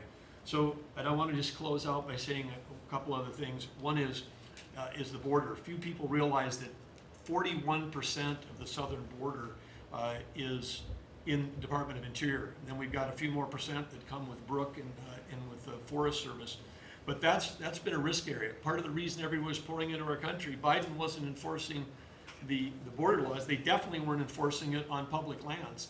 And so again, using tying two presidents that had a great propensity for action, Theodore Roosevelt in 1907 created what was called the Roosevelt Reservation, 60-foot strip that go from Texas all the way to the Pacific Ocean, because he was worried in some future state there might be smuggling. I don't think he was anticipating human smuggling and fentanyl trafficking, but that has been largely unused. He gave us the authority to transfer that, and so working with Christie and working with Pete, we've transferred that to the DOD. So transferring land from the other agencies like Interior to the Department of Defense, then as Pete said, they can do the detain and assist with the military. And having been down at the border multiple times in recent week, I can confirm everything Christie said.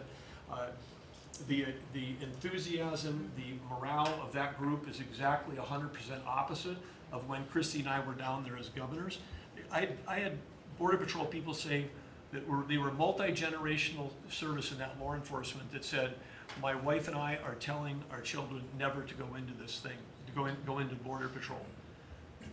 People this time were saying, I got a 17-year-old, as soon as they turn 18-year-old, they're signing up.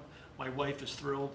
They're going into law enforcement. They're so proud to be serving with you. Everybody I've met, whether it's in a coal mine or at the border, law enforcement, the one thing they say on those trips is, please thank President Trump from all of us, the change that you're making. And I want to say especially this became very dear when we last week renamed a U.S. Wildlife Refuge in honor of Jocelyn Nungare. Jocelyn Nungare, of course, lost her life tragically to illegal Venezuelan gang members in this country in a horrific way. But her mother, Alexis, was at that ceremony. Her grandmother was there, and Jocelyn's great-grandmother was there. There are 3 other generations of that family were there. They all wanted to pass on their thank you to you too, and we've secured her name forever as a sanctuary, and really is saying that every child, every 12-year-old, every child in America should be safe in their own communities, and you've dedicated a beautiful piece on the coast in honor of her. So, President Trump, in your first term when I had a chance to work with you as governor, you were courageous. The thing that's empowering this amazing group of people around this table, and you've probably assembled the greatest cabinet ever, is that this time you're not just courageous, you're actually fearless. And it's your fearlessness to take on the issues that other presidents would not touch, whether it's the work that we're doing with successfully streamlining and right-sizing government, or whether it's taking on the issues at the border, or whether it's embracing the power we need to win the arms race. You're fearlessly doing that, and that creates, it just, all of us can sprint because you're running ahead, so thank you.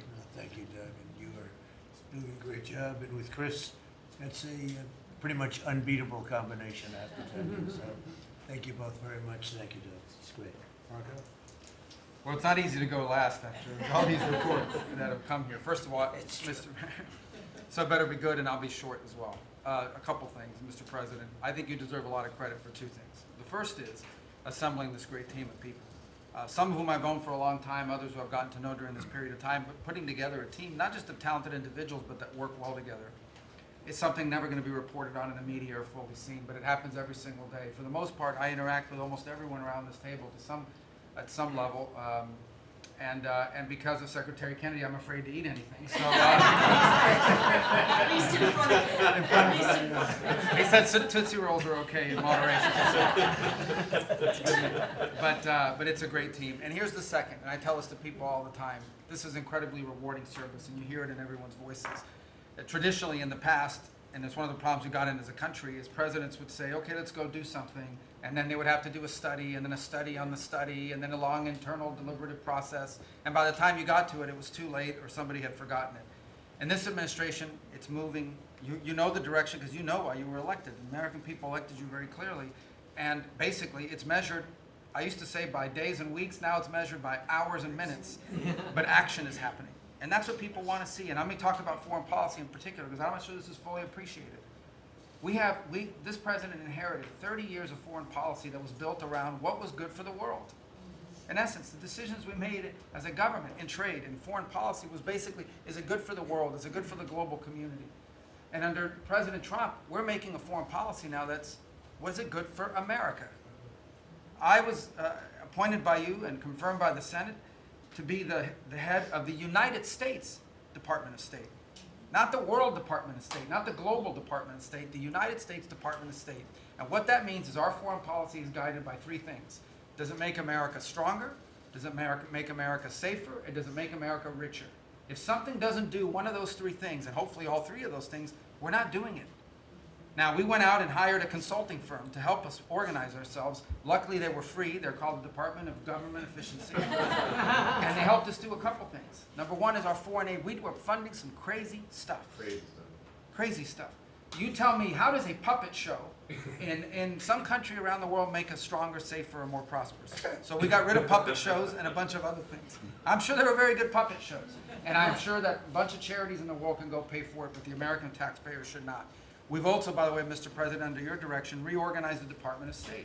We had offices within offices within offices that didn't even know they existed themselves, not to mention the rest of them. And so we've begun to reorganize that as a way to be able to empower our embassies and our ambassadors and our regional bureaus to do what many of them signed up to do. And we have a great team of ambassadors you've appointed.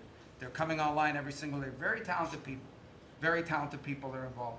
Something else we got out of the business of, well, it wasn't widely reported, or maybe it was.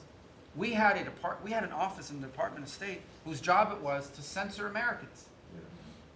And by the way, I'm not going to say who it is. I'll leave it up to them. There's at least one person at this table today who had a dossier in that building of social media posts to identify them as purveyors of disinformation.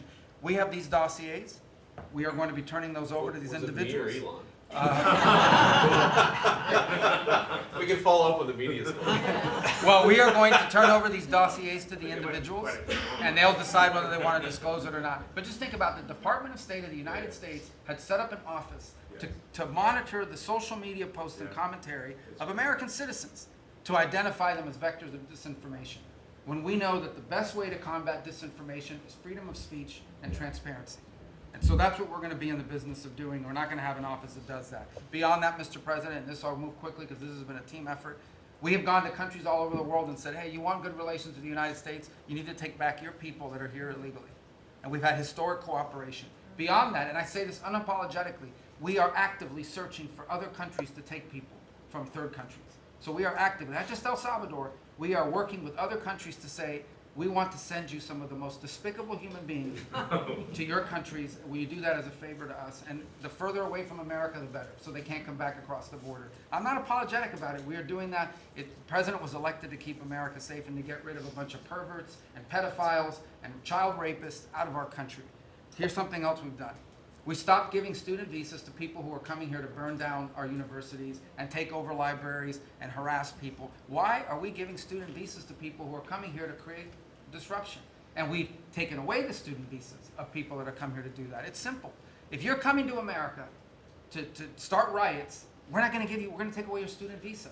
And by the way, every country in the world that I've traveled, 14 countries in 14 weeks, you know what they all say to me? Yes, that's what we would do too. So the only people who seem to disagree with this are a handful of federal judges and a bunch of crazy people who get paid to write and report. So anyway, we're getting rid of that. The last, but now here's some good news. You know, we're going to have the World Cup, the FIFA World Cup, the FIFA Club Cup, and then we're going to have the Olympics. So we have to have a Consular Affairs Bureau. We have very good talented people there, but we are going to infuse technology, again, working with our consultants, to be able to, millions of people are coming into this country for this. And, but we've done it to improve customer service. For some of us who served in Congress recognize that about a year and a half ago, we had a meltdown under Biden. You couldn't get a passport. You have people calling, I have a cruise on Friday, my passport expires. In the month of March, we processed 2.78 million Americans, their passports. That is the historic, it's the largest single month processing of passports ever, and we think it's a good way to build the momentum to be able to do the visas. Two last points I want to make. We have a great team that you've built. I want to especially acknowledge Steve Woodcock. This is a person that doesn't have to be doing what he's doing. He has a very good life in Miami, my hometown as well. He has worked incredibly hard, has done it without any agenda, and we need to acknowledge him. I want to acknowledge Mr. Boulos as well, who did something really great last week. They told us this war between the Democratic Republic of Congo and Rwanda is intractable. It can never happen. It will never happen. I sent Mr. Boulos, your envoy. A week later, I look on my schedule, the signing of a declaration of peace between the Democratic Republic of Congo and Rwanda. We signed it at the State Department last week. We hope it will lead now to a lasting, permanent peace that we hope to invite them back to Washington to sign. So two great, and we have a lot of good people working on our teams as well, but these are two great people. Mike Waltz alluded to this earlier, and this is the last point. In the first 100 days of the 47th presidency, 47 wrongfully detained Americans have been returned to the United States, thanks to your leadership and the diplomacy that was exercised to make that happen. 47 for the 47th president in the first 100 days. And that's all credit to you, Mr. President. Thank you for the honor to be able to serve alongside you, for you, and alongside all these excellent people. Well, thank you very much, Marco. Really great job.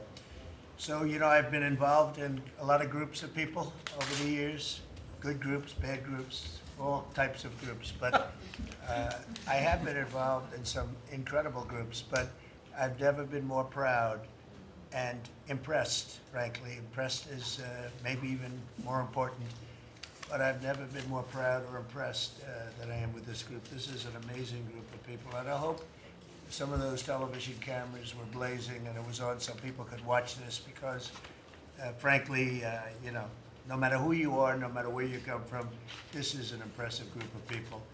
I sat around being somewhat competitive. I said, well, let's see, who did the best job, who did the worst job? And I determined that everybody is like the same, and there was no worst job. Everybody was outstanding. Everybody did a job. You couldn't pick a winner. The only thing you can say is nobody did a bad job or even a fair job. You're outstanding, and so I want to just congratulate you all. This is really something. And you know, we have a job to do. We've done a lot of work in this 100 days. We've established things that are going to start taking place in the next 100 days. I want to see what it's going to be like. I think we're going to have to do this in 100 days, Susie, and we're going to see some very big results from the things that we've done. But I just want to thank everybody. This is really very impressive, and I hope the people at home got to see some of it. Nobody's ever done public cabinet meetings. They were quiet for a reason, because they weren't impressive. And especially in the last administration, they were not impressive. But I just want to say that we're very proud of you, and I am in particular. Thank you all very much. Great job, and I think we're going to have some tremendous success for our country. And I don't know, it doesn't seem like a time to be asking questions. That was so impressive, that to be taking questions, why did you do this? Why did you do that? Yeah, it just doesn't seem to be appropriate. I guess we probably have to take a couple because that was the purpose. But if you'd like to ask some, I think they should be very respectful questions at this point. This was an amazing meeting. And so if you'd like to ask a couple, if you'd like to pinpoint them to some of the secretaries, et cetera, Yes. would be fine, yes. Secretary Rubio, can I ask you a question? You brought up El Salvador in your remarks. Have you been in touch with El Salvador about returning Abrego Garcia? Has a formal request from this administration been made? Well, I would never tell you that. And you know who else I'll never tell? A judge. Because the conduct of our foreign policy belongs to the President of the United States and the executive branch, not some judge. So we will conduct foreign policy appropriately if we need to, but I'll never discuss it. And no one will ever make us discuss it because that's how foreign policy works.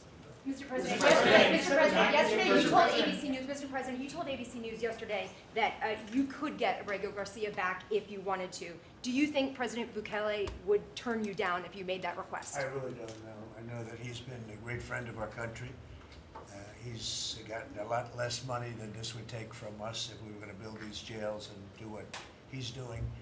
And they run a very professional operation.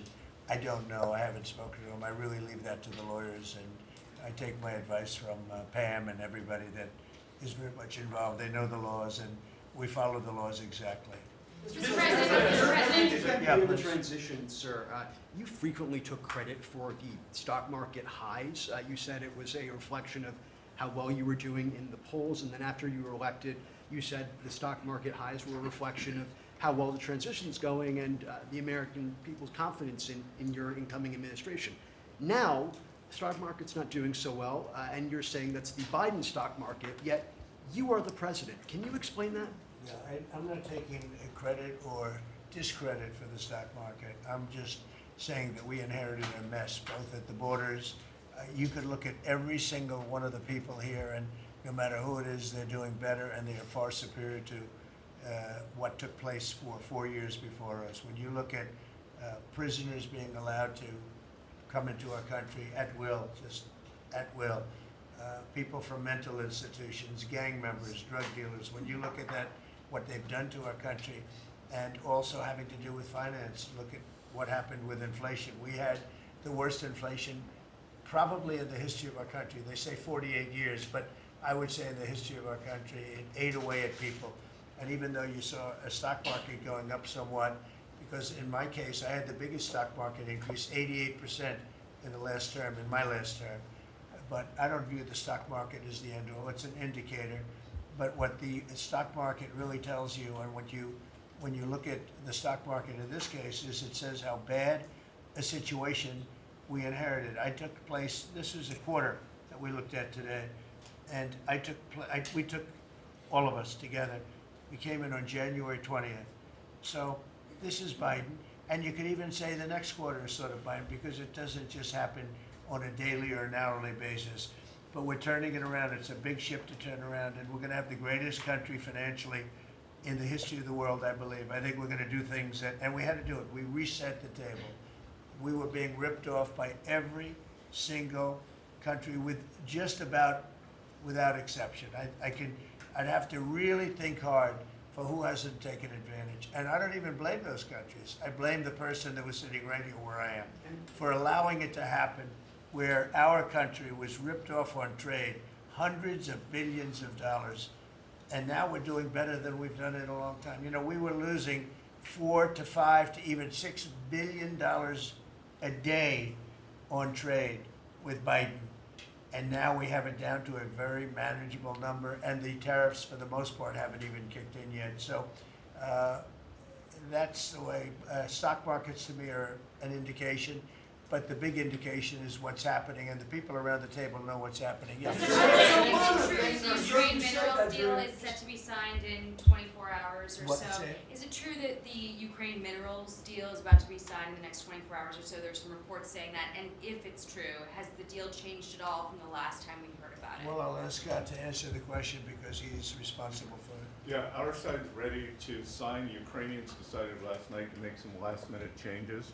We're sure that they will reconsider that, and we are ready to sign this afternoon if they are. Can you talk about those last-minute changes? What was removed or put in its place? Nothing's been removed. It's the same agreement that we agreed to on the weekend. No changes on our side. Just to put that in perspective, though, when I came here, I said, how much money have we given to Ukraine?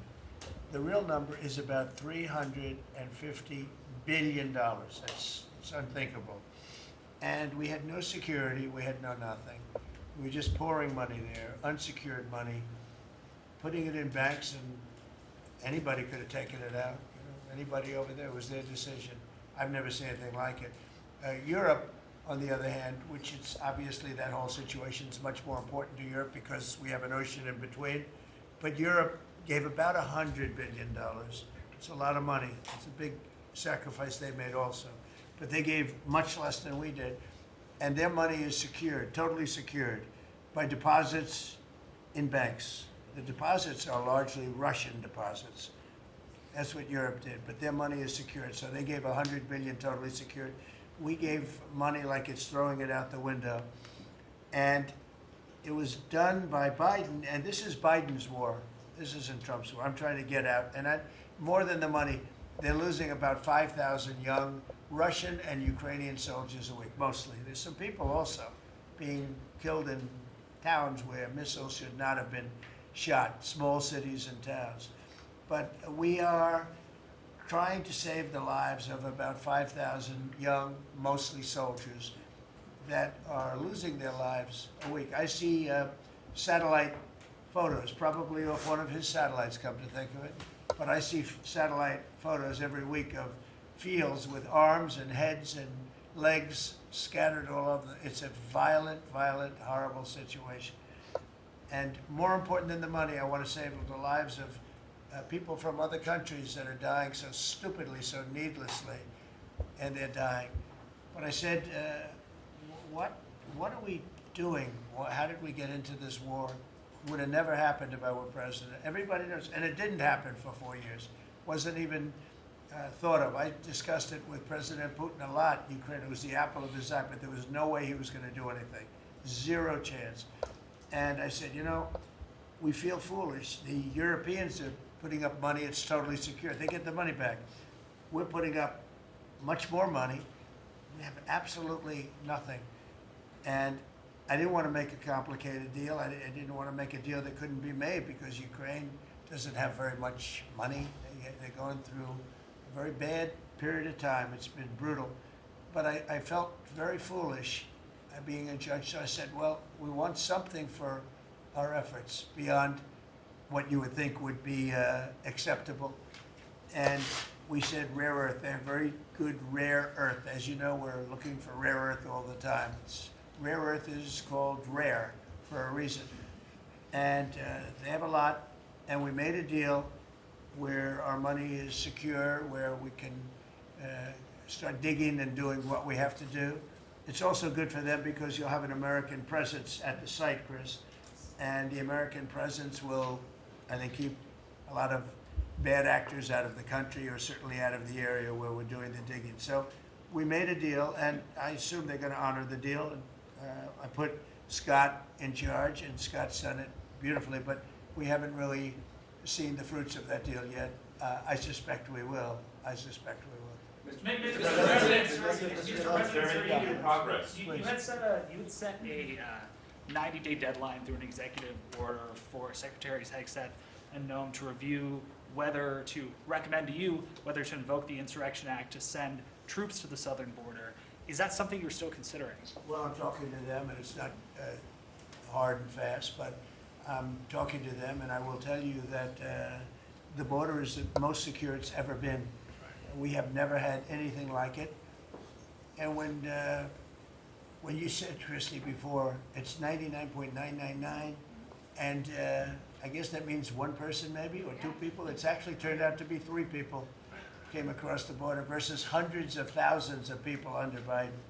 And we're talking about people coming. Look, people, they have souls, they have hearts. Many of them are good, but we have a country that's under siege. We have a country that really is under, I think it's under attack. In many ways, worse than under attack, because there are no uniforms. You don't know who the attacker is, so you really don't. It's not like you're fighting an army.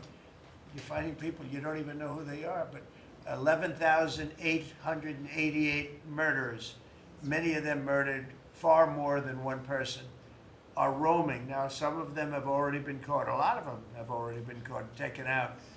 But we're being impeded by judges from doing our job.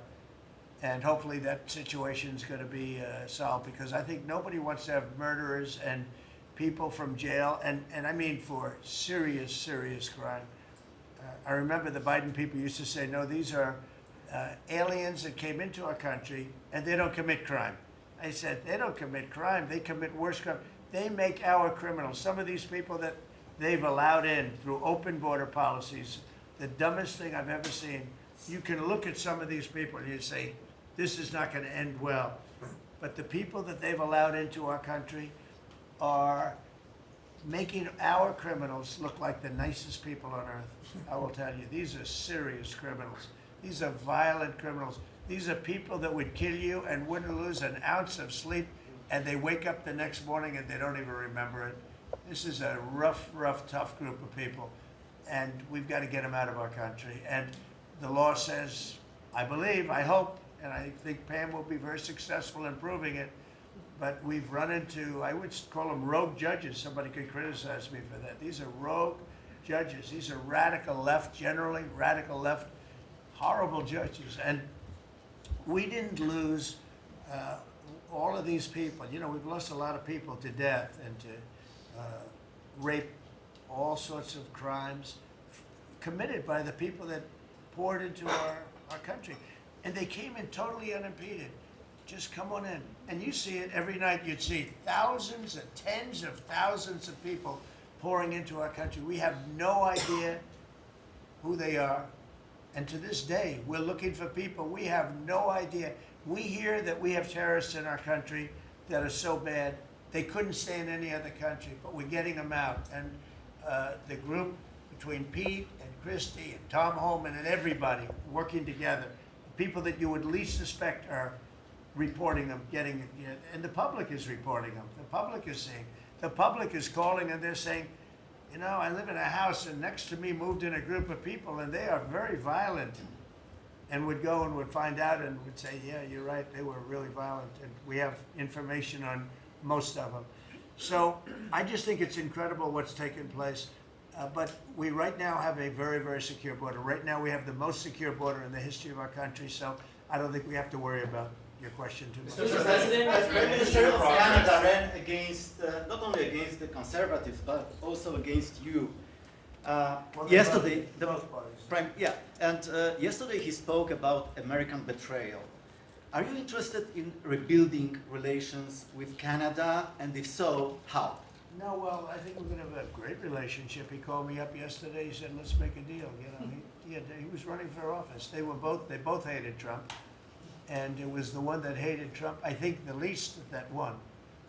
I actually think the conservative hated me much more than the so-called liberal. He's a pretty liberal guy. But no, I spoke to him yesterday. Couldn't have been nicer, and I congratulated him. You know, it was a very mixed signal, because it's almost even, which makes it very complicated for the country. It's a pretty tight race, but he's a very nice gentleman, and he's going to come to the White House very shortly, within the next week or less. Mr. President, when will you speak to President Xi of China? That'll happen. I mean, look, right now, and I told you before, they're having tremendous difficulty because their factories are not doing business. They made $1 trillion with Biden, $1 trillion, even $1.1 trillion with Biden selling us stuff. Much of it we don't need. You know, somebody said, oh, the shelves are going to be open. Well, maybe the children will have $2 instead of $30, you know, and maybe the $2 will cost a couple of bucks more than they would normally. But we're not talking about something that we have to go out of our way. They have ships that are loaded up with stuff, much of which, not all of it, but much of which we don't need. And we have to make a fair deal. We've been ripped off by every country in the world, but China, I would say, is the leading one, the leading candidate for the chief ripper offer.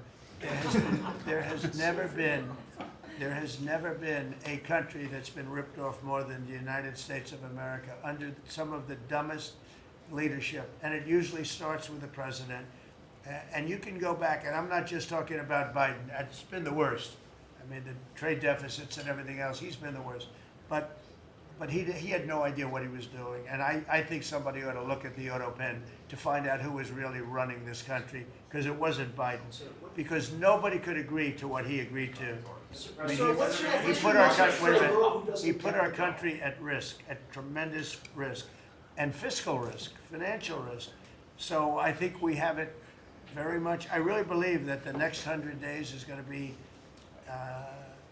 even better than this. Look, I read an editorial yesterday from a group that normally wouldn't write a good, that this is the most consequential presidency in history, in the history of our country. This is not a particular group that would write that kind of an editorial, but they see what we're doing and what we had to do.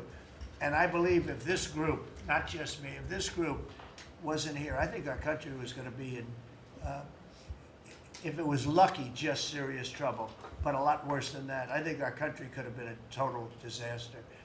Bad things were happening with our country, and we've stemmed the tide, we've turned it around, but we're going to really turn it around over the next 3 years, 3.5 years, we're going to turn it around, and then hopefully it'll be in such great shape. That's my goal, to put it in such great condition that it can't be destroyed. Do you believe You mentioned this last night in your speech in Macomb, but we're facing an unprecedented situation where there's a lot of abuses of nationwide injunctions, sort of seemingly designed to curtail your power, specifically when it comes to deporting these illegal, violent aliens that came in under the previous administration. Have you spoken to your team about ways to mitigate this and continue to deliver for the American people on that aspect? There are ways to mitigate it, and there's some very strong ways. There's one way that's been used by 3 very highly respected presidents, but we hope we don't have to go that route. But there is one way that has been used very successfully by 3 presidents, all highly respected, and hopefully we don't have to go that way. But there are ways of mitigating that. I want to thank you all very much. I thought this was an incredible cabinet meeting. I think there's probably has never been a cabinet meeting like this, and you've never seen it on tape, that I can tell you. And I want to just congratulate everybody at the table, but we have a lot of work to do, but we're off to a great start. Thank you very much, everybody. Do you enjoy, Mr. President, in the White House back second time? Thank you, How's everybody. your life here? Thank you, everybody. I'm working hard.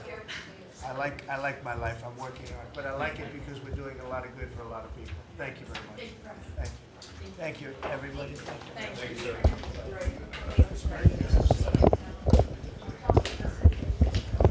This is, sir.